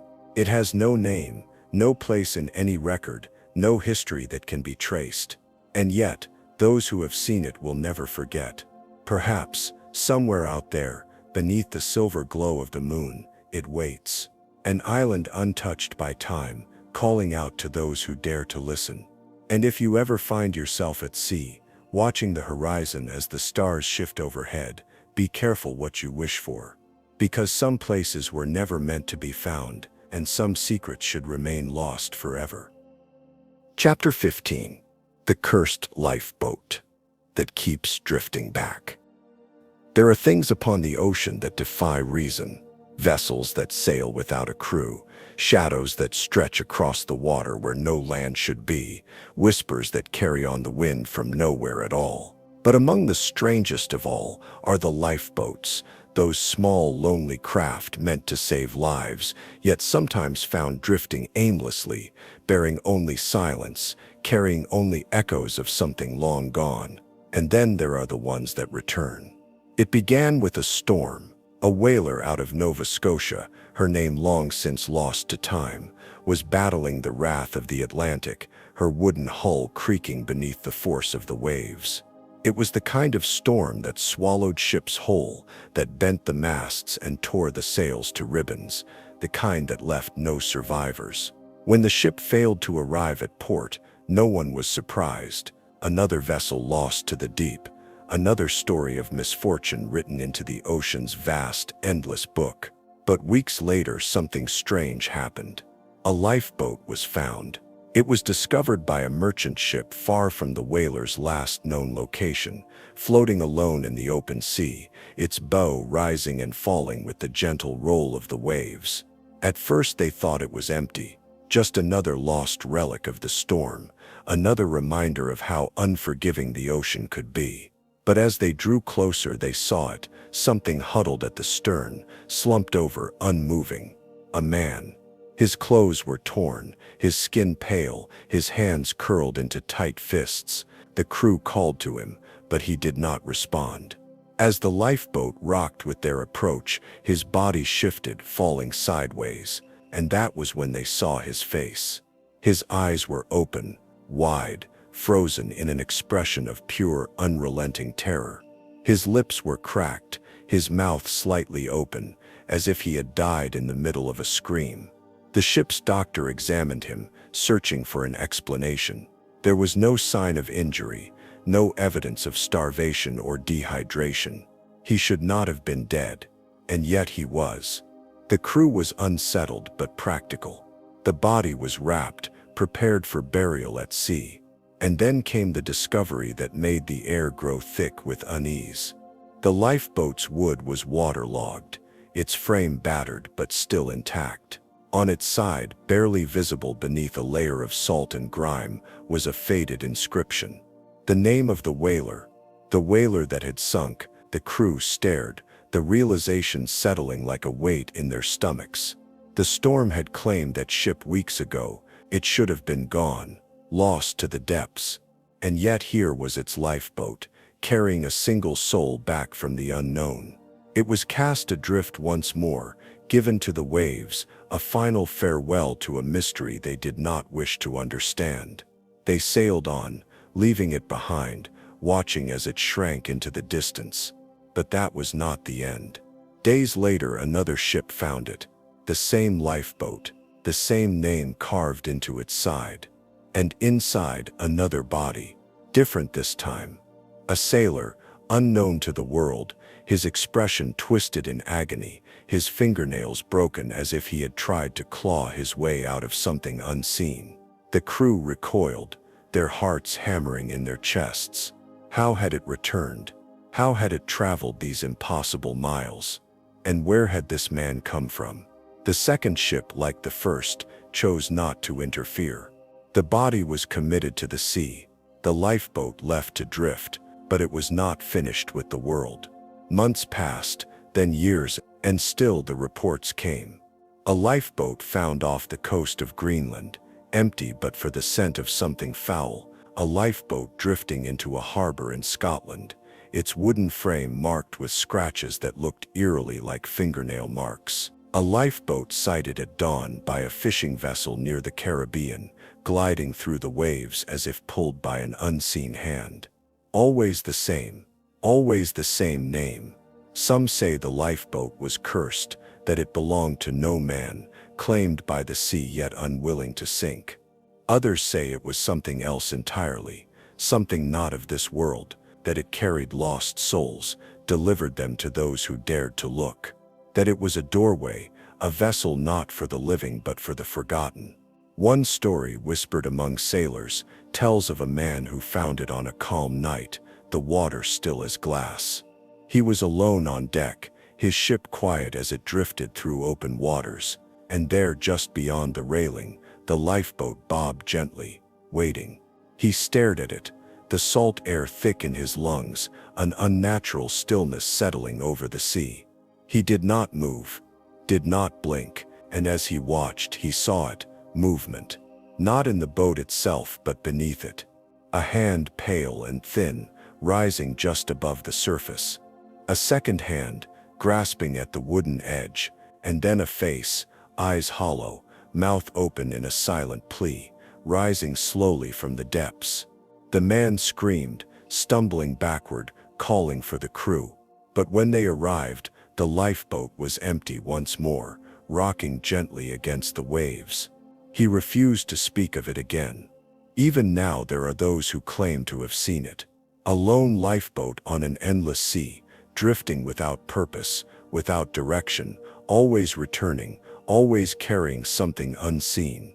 Some say it is waiting, searching for another to take its place.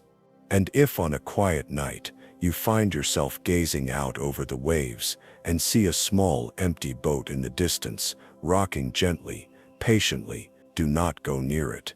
Because some things are meant to stay lost, and some doors should never be opened.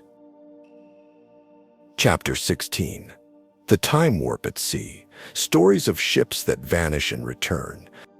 There are places in the ocean where time behaves strangely, where ships set sail into the mist and are never seen again until they are, where compasses spin wildly, clocks stop, and strange currents pull vessels into the unknown. Some return minutes later, others decades, and some come back changed. The stories are whispered among sailors, passed down through generations, warnings written in salt and shadow. Some claim these vanishings are nothing more than tricks of the mind, errors of navigation, or coincidences born of a vast and unpredictable sea. But there are those who have seen it, who have felt time slip from beneath them, like water through their fingers. And there are those who never truly came back at all. One such story begins in the summer of 1954. The SS Marigold was a small cargo vessel, sturdy and unremarkable, making a routine voyage across the Atlantic. Her crew of 17 had traveled this route dozens of times, hauling supplies from the Americas to Europe, moving through waters they knew as well as the lines on their own hands. The sea was calm that morning, the sky a clear and endless blue, the kind of day sailors dream of. The ship glided smoothly, the hum of its engines, a steady rhythm against the gentle lapping of the waves. The Marigold was expected to reach port in just under 3 days, but it never arrived. Days turned to weeks, and the Marigold was declared lost. No distress signal had been received, no wreckage found. It was as if the ship had simply ceased to exist, and then, nearly 40 years later, it was sighted. A massive tanker cutting through the waters off the coast of Portugal spotted something unusual on the horizon. A ship drifting aimlessly, its hull weathered, its mast broken. The tanker's crew approached cautiously, thinking they had stumbled upon an old wreck set loose by the currents. But as they drew closer, their radios crackled with static. Then a voice, weak, distorted, like something clawing its way through time itself. "This is the SS Marigold. We request assistance." The tanker's crew froze. The name was familiar, too familiar. It was impossible. The Marigold had been lost for decades. Yet there she was, her faded name barely visible on her bow, her lights flickering weakly, as if fighting to stay tethered to the present. Boarding her was a risk, but curiosity outweighed caution. A small team set out, climbing aboard with caution. What they found was more than unsettling. It was impossible. The ship was intact, but aged beyond reason. Rust coated the railings, the wood swollen and cracked, and yet there were signs of life. Plates of food sat untouched on tables, the remains of meals decades old yet eerily preserved. Personal belongings were scattered about, clothes, books, letters, frozen in time, as if their owners had only just stepped away. And then there was the bridge. The ship's log lay open, its pages yellowed but legible. The last entry was dated July 14, 1954, the very day the Marigold had disappeared. The handwriting was hurried, frantic. Strange fog, instruments failing, compass spinning. Time feels wrong. The last words trailed off into nothing. But there was no crew, no bodies, no sign of struggle or escape, only a ship that should not be there. The tanker's crew searched every inch of the Marigold, but there was nothing. No explanation, no answers, and then, just as suddenly as it had appeared, the ship was gone. The next morning, the Marigold was no longer on the radar. Not a scrap of it remained. Some say it slipped back into wherever it had come from. Others believe it was never meant to return in the first place, that its brief reappearance was a mistake, a ripple in time correcting itself. But the Marigold is not the only one. There have been other stories. A fishing boat in the South Pacific, vanishing for a full week before reappearing, as if no time had passed. Its crew was found sitting in their original positions, confused, claiming they had only been gone for minutes. A warship in the 1940s that allegedly disappeared in a blinding flash of green light, only to reappear hundreds of miles away. Its crew dazed, some even embedded within the steel of the ship itself, as if reality had tried to reclaim them. And then there is the Mary Celeste, not lost to time, but found adrift, abandoned without reason. A ship whose crew simply ceased to exist, leaving behind a vessel in perfect condition, as if they had walked off into another dimension. These stories are whispered among those who travel the sea, quiet warnings of places best avoided. Some believe in natural phenomena, pockets of electromagnetic energy that warp perception, that distort instruments and confuse time itself. Others say it is something else, something older, something not meant to be understood. They say that some ships are claimed by the ocean, but others slip through the cracks in reality itself. And sometimes, if you listen closely, if you stare too long into the mist where the horizon should be, you might just see them. A shadow of a ship that should not be there. A vessel from another time, lost in the currents of something far beyond our understanding. And if you do, if you hear the faint echo of voices calling through the fog, turn away, because some ships are not meant to return, and some places on the sea are not meant to be found. Chapter 17. The Sea Monster That Left a Shipwreck in Its Wake. The ocean is vast, deep, and still largely unknown. There are places where no light has ever touched, where the pressure would crush a human body in an instant. Places where ancient creatures lurk, unseen and undisturbed, waiting in the silence of the abyss. The stories of sea monsters are as old as humanity itself, legends whispered by sailors who swore they had seen something impossible rising from the depths. Some tales were exaggerations, the fevered imaginings of men lost at sea, but others are harder to explain. And then there are the ships. Ships that did not simply vanish, but were found destroyed, wrecked beyond recognition, their crews missing, their hulls split open as if something enormous had dragged them into the deep. One such story begins in 1935. The MV Caldwell was a merchant vessel, built for endurance rather than beauty. A reliable ship, steady in even the roughest waters. Her captain, Elias Moran, was an experienced seaman, having spent over 30 years navigating the unpredictable waters of the Pacific. He had seen storms that turned the sea into a writhing beast, had survived rogue waves tall as buildings. He did not believe in sea monsters until the night his ship was torn apart. The Caldwell had been making its way through the South Pacific, her cargo hold full of supplies bound for Australia. The weather was clear, the waves gentle, the kind of night that lulled sailors into a sense of peace. Then, without warning, the ocean changed. The wind stilled, the water, once gently rocking the ship, became unnervingly still. The air itself felt heavy, thick, as if the very atmosphere was pressing down upon the ship.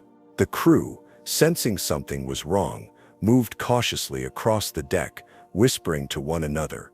Even the most seasoned among them could not shake the feeling that they were being watched. Then came the sound, a deep, guttural moan, so low it was felt more than heard. It vibrated through the hull, a resonance that sent a shiver through every man on board. The radio crackled with static, the compass spun wildly, and then the water broke. Something enormous rose from the depths, something no man aboard could comprehend. It was not a whale, nor any creature that had ever been documented. A dark shape, massive and writhing, slick with the gleam of seawater under the moonlight. A dozen men saw it, and yet none could describe it the same way. Some said it had tentacles, long and shifting like shadows beneath the surface. Others swore they saw eyes, great luminous orbs peering through the blackness. One man collapsed where he stood, muttering a prayer to something long forgotten. Then the ship lurched. A force powerful beyond reason struck the Caldwell's hull, sending men flying. Wood groaned and split. The ship, a steel fortress of human engineering, was nothing against the thing that had risen from the abyss. Another impact, stronger this time. The stern lifted from the water. Screams rang through the night. Captain Moran fought to keep control, gripping the wheel as the ship was twisted by something unseen beneath the waves. The Caldwell was not just sinking, it was being pulled. Lifeboats were cut loose, but only a handful of men reached them. Most were lost to the water, their cries swallowed by the howling wind as the thing wrapped itself around the ship, dragging it further into the depths. By morning, there was nothing left. Days later, a lifeboat was found drifting, half submerged, its only occupant a single survivor. His mind was broken, his eyes hollow. When asked what had happened, he only repeated the same words over and over, the eyes, they were watching. Authorities dismissed the account as the ravings of a man traumatized by shipwreck. They chalked the disaster up to rough seas, faulty equipment, anything but what the lone survivor claimed. The Caldwell was never recovered, but the legend did not end there. Years later, another ship passing through those same waters reported something strange. A distress signal, old, weak, nearly indecipherable. When decoded, it sent a chill through the spines of those who read it. This is Captain Elias Moran. The Caldwell is lost. The sea is alive. The transmission cut out. No ship by the name of Caldwell had existed in decades. And yet, some nights, sailors report hearing a voice crackling through their radios, distorted by static, lost in time. A voice that warns them to turn back, because something waits in the deep, and it is still watching. Chapter 18: The Eerie Shadow That Followed a Navy Vessel. The ocean stretches infinitely in all directions, an abyss of rolling waves and uncharted depths where the known world fades into mystery. For those who spend their lives upon the sea, there are things they encounter that cannot be explained, things that linger at the edges of perception, half glimpsed through fog and darkness. But when an entire naval crew witnesses something impossible, when hardened sailors who fear neither storm nor battle whisper of an entity following them across the water, the legend begins to take shape.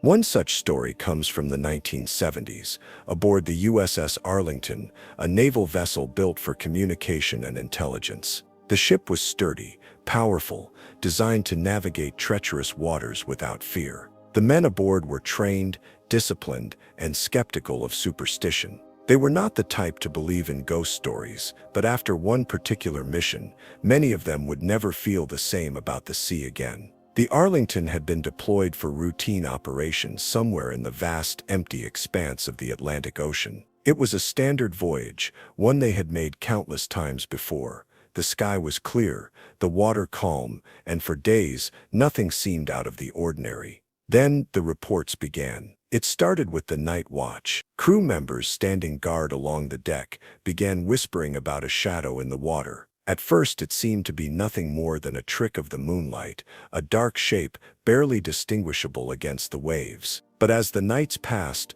more and more men saw it, something vast and black, moving beneath the surface, keeping pace with the ship. The officers dismissed it. Shadows at sea were common. Reflections, deep currents, even schools of fish could create illusions beneath the water. But the reports continued. It was always there. No matter how fast they moved, no matter which direction they turned, the shadow followed. It did not drift away, did not disappear into the depths. It remained just out of reach, as though deliberately staying within sight, yet always out of grasp. Some swore they saw movement within it, tendrils of darkness swirling beneath the surface, shifting in ways that defied explanation. Then came the interference. Radios crackled with static, their signals warping unpredictably. Messages were scrambled, distorted as though something unseen was pressing against their frequencies. Compasses spun wildly, refusing to settle.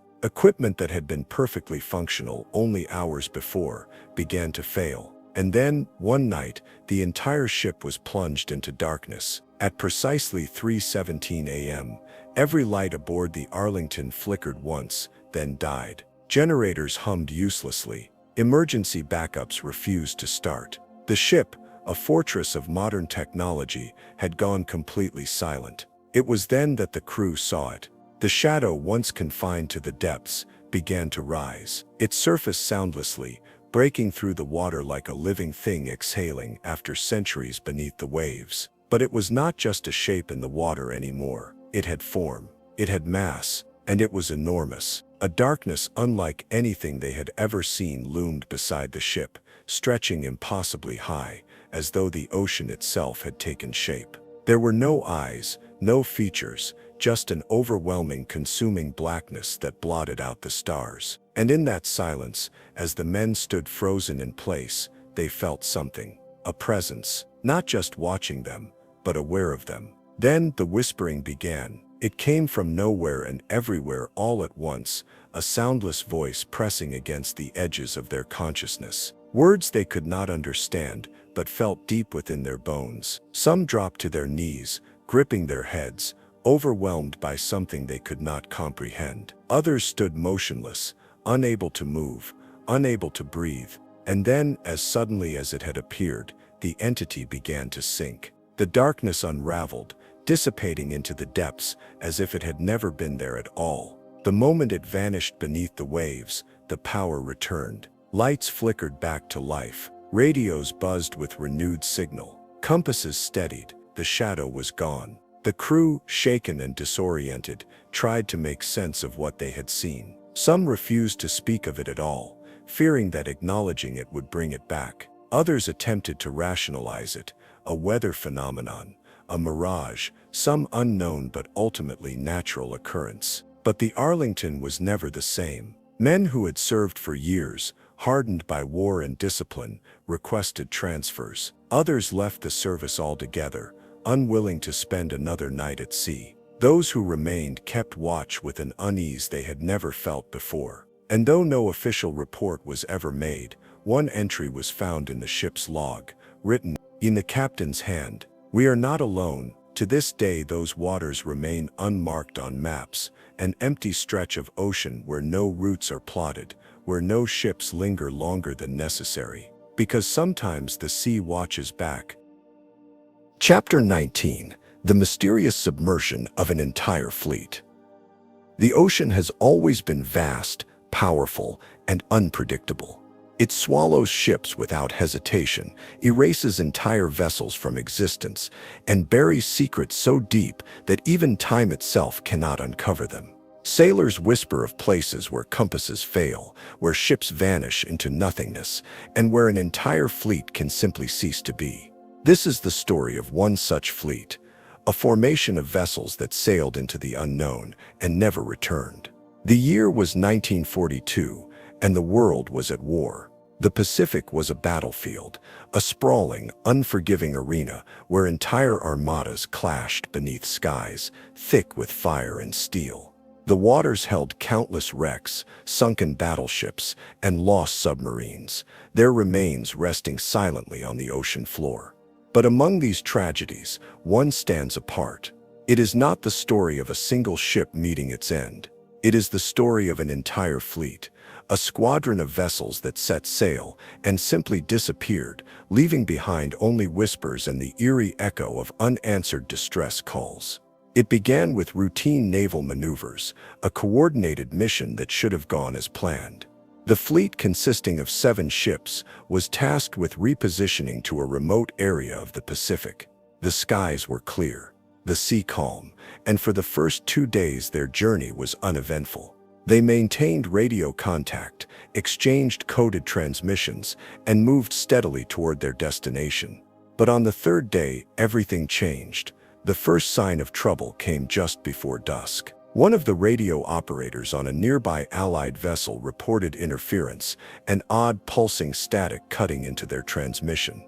The interference was subtle at first, a slight disruption that could have been caused by solar activity or atmospheric conditions. But as night fell, the static grew stronger.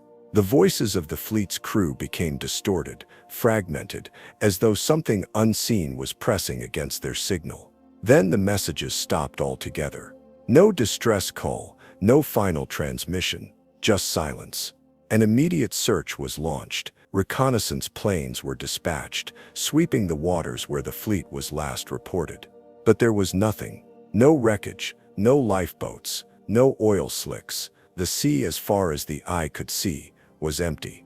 The entire fleet had been erased, as though it had never existed at all. At first, officials considered the possibility of an enemy attack, submarines, ambushes, even a catastrophic storm, but no signs of battle were found. There were no enemy movements recorded in the area, no reports of engagement. The weather had remained calm, the skies untroubled. Days turned into weeks, and still, The fleet was nowhere to be found. But then something even stranger occurred.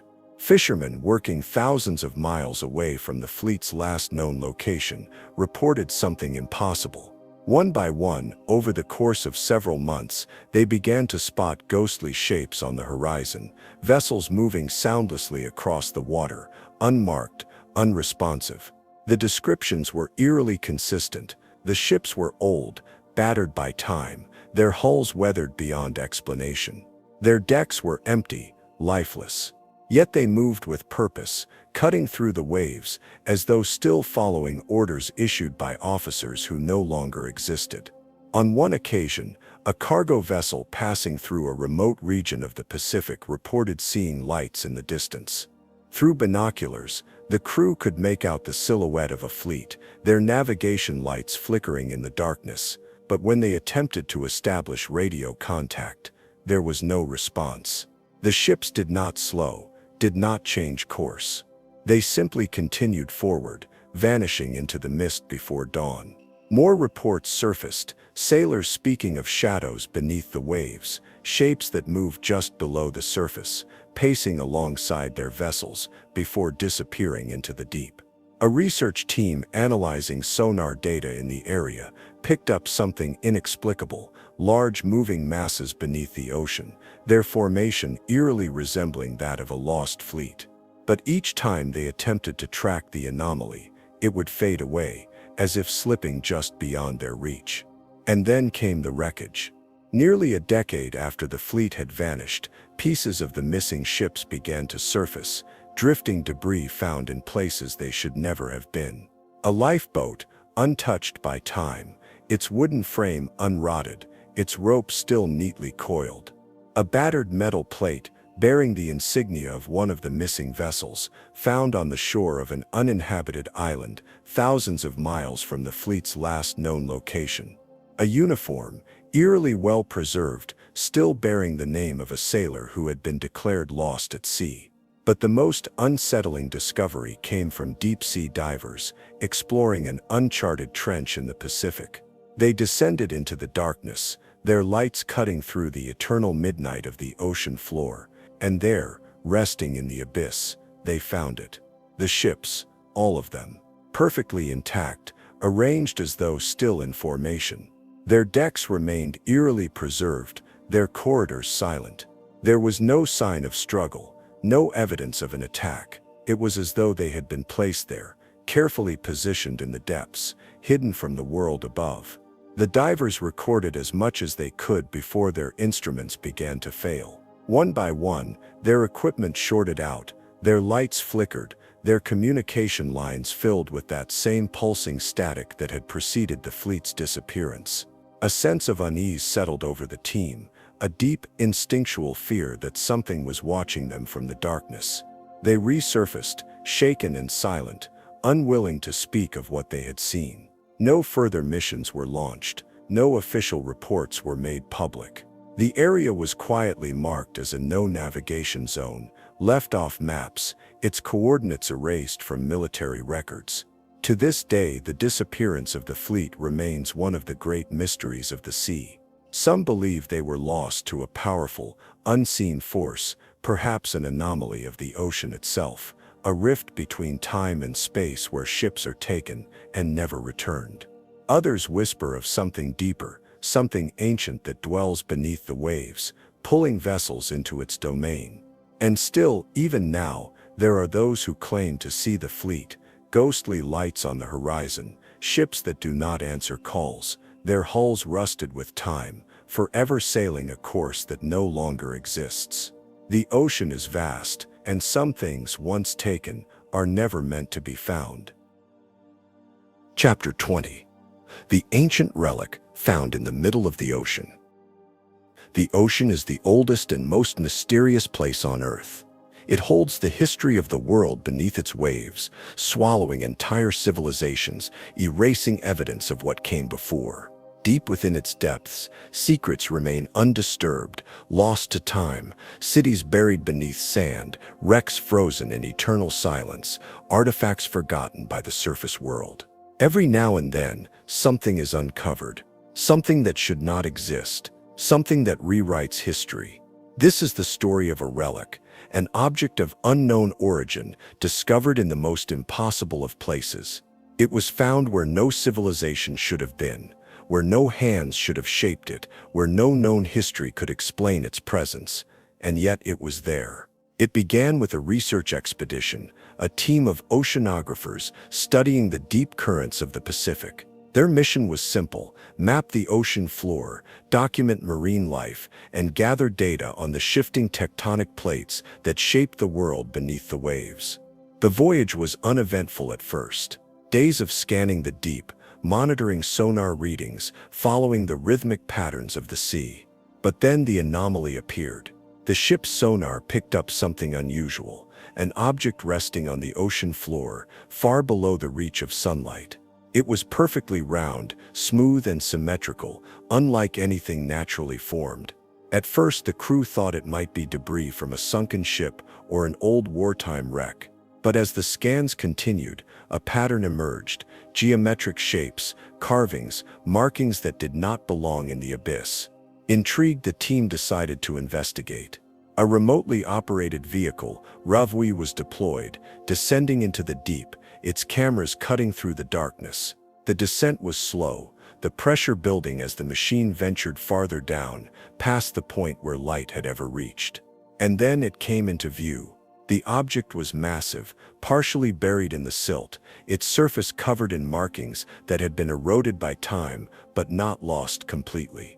The carvings were intricate, patterns unlike any language known to man. Some resembled constellations, others spirals that seemed to twist endlessly inward, leading the eye to something unseen. It was ancient, older than any shipwreck, older than any known civilization. The team was stunned. How could something like this be here, thousands of meters below the surface, in a place where no human had ever set foot? The ROV maneuvered closer, its robotic arm reaching out to brush away the layers of sediment that had accumulated over centuries. As the dust cleared, more details became visible, symbols that defied classification, lines that curved in ways that seemed almost deliberate, almost purposeful. There was something unsettling about the markings, something that felt aware, as though the object was watching. The first sign of trouble came when the ROV's cameras began to flicker. The screen filled with static, momentary disruptions that grew longer and more erratic the closer the vehicle moved to the relic. Then, without warning, the feed cut out completely. The ROV went dark. A deep, resonant sound echoed through the water, a frequency so low it was felt rather than heard. It reverberated through the ship's hull, sending a shiver through the metal, through the bodies of those on board. Instruments failed. Compasses spun wildly. Communication systems crackled with incomprehensible whispers. Panic set in. The team scrambled to recover the ROV, manually overriding its systems to bring it back to the surface. It ascended slowly, unresponsive, drifting as though something was still pulling it down. But finally, it broke the surface, its lights flickering back to life. When they retrieved the footage, what they saw defied explanation. For the first few minutes, everything was normal: the dark expanse of the ocean floor, the strange carved object resting in the depths. But then the image distorted, the camera feed wavered, the colors shifting unnaturally, and then for a fraction of a second, something else appeared on the screen. Not the object, not the ocean floor, something else, a shape tall and thin, standing beside the relic, its form obscured by the static. A presence where there should have been none. A shadow in the deep. The footage cut to black. No one spoke. The expedition ended abruptly. The coordinates were erased from the ship's logs. The official report simply stated, technical difficulties.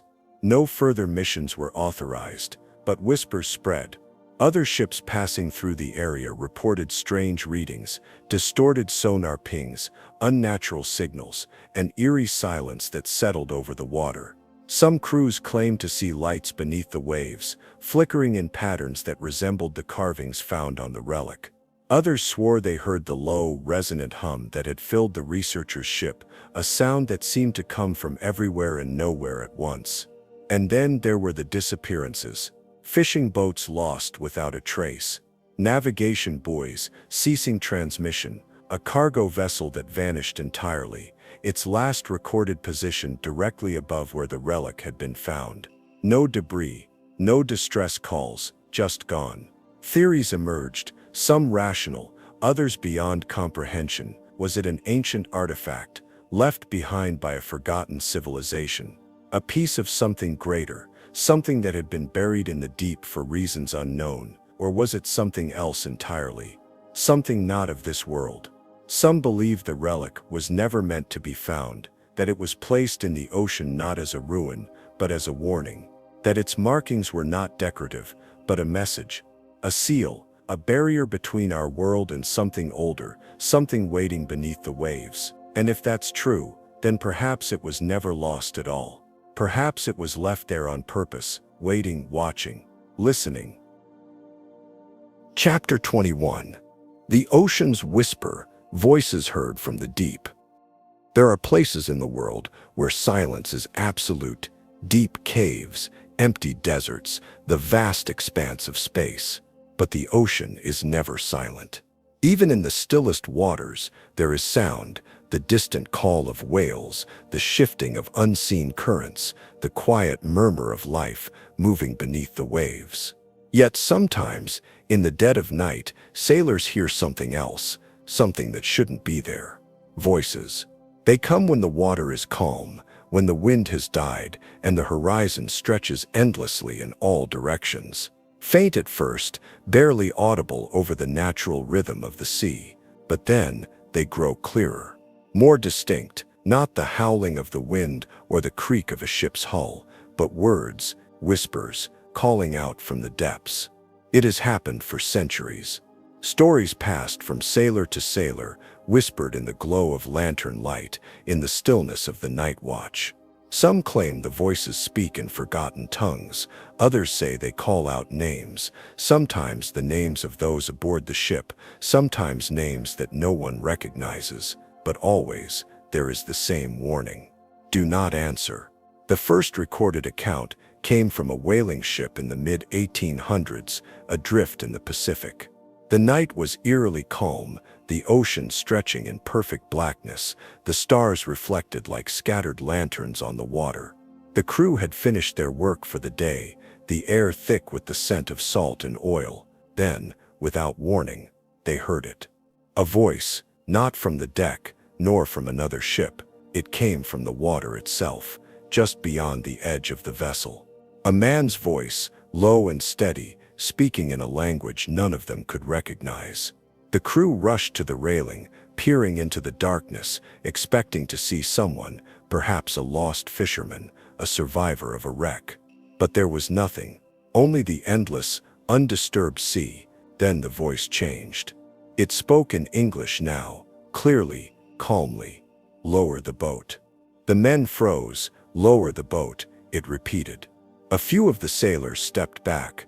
Others gripped the railing, scanning the water for any sign of a ship, a raft, a body, but there was nothing. The voice came again, closer this time, as if whoever was speaking was right beneath them, just below the surface. One of the younger sailors, a boy barely 17, grabbed a lantern and leaned over the side. He held it high, the glow illuminating the dark water below. And for a moment, just a moment, something moved beneath the waves. Not a fish, not a man, something else. The boy stumbled back, dropping the lantern. It struck the deck, the flame flickering wildly before going out. The voice stopped, the water went silent. They never spoke of what they saw that night. Decades later, another ship reported something eerily similar. A merchant vessel traveling through the Atlantic, cutting through the waters beneath a cloudless sky. It was just after midnight when the first voice was heard.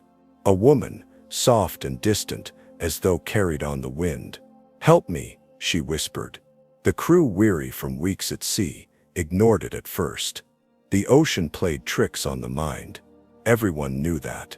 But the voice grew louder, closer. It came from the starboard side now, just beneath the ship. "Help me."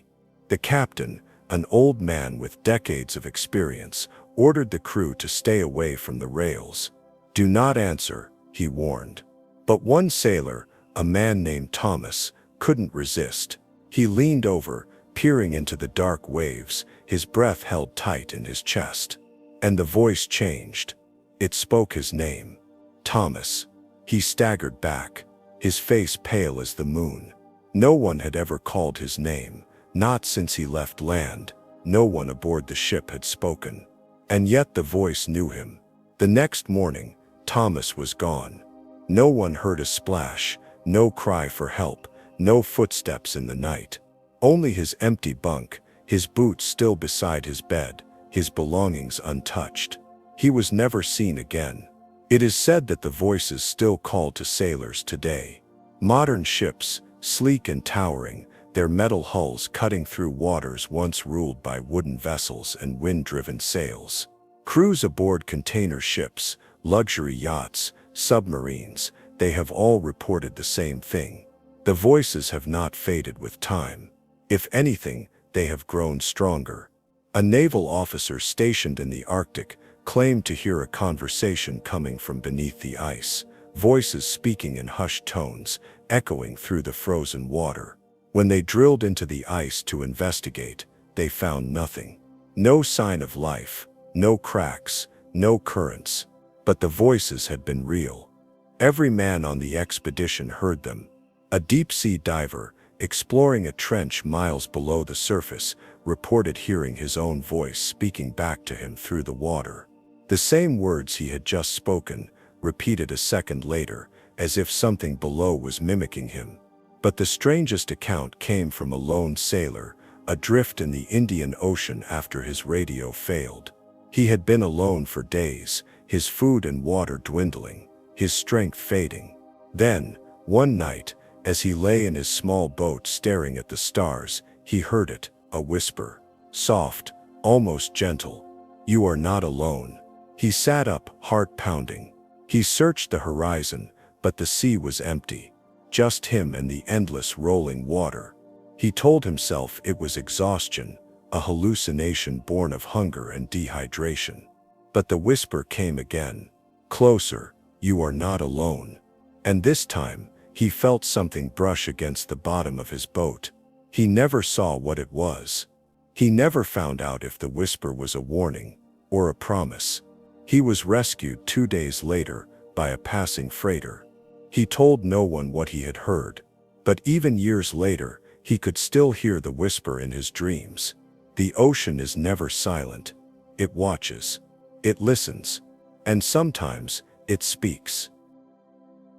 And so, the mysteries of the sea remain endless, unfathomable, and waiting. From ghostly ships to vanished sailors, from eerie whispers beneath the waves to encounters no one can explain, the ocean holds secrets beyond our understanding. But what do you think? Do you believe these stories are real? Have you ever had a strange experience near the water, something you couldn't explain?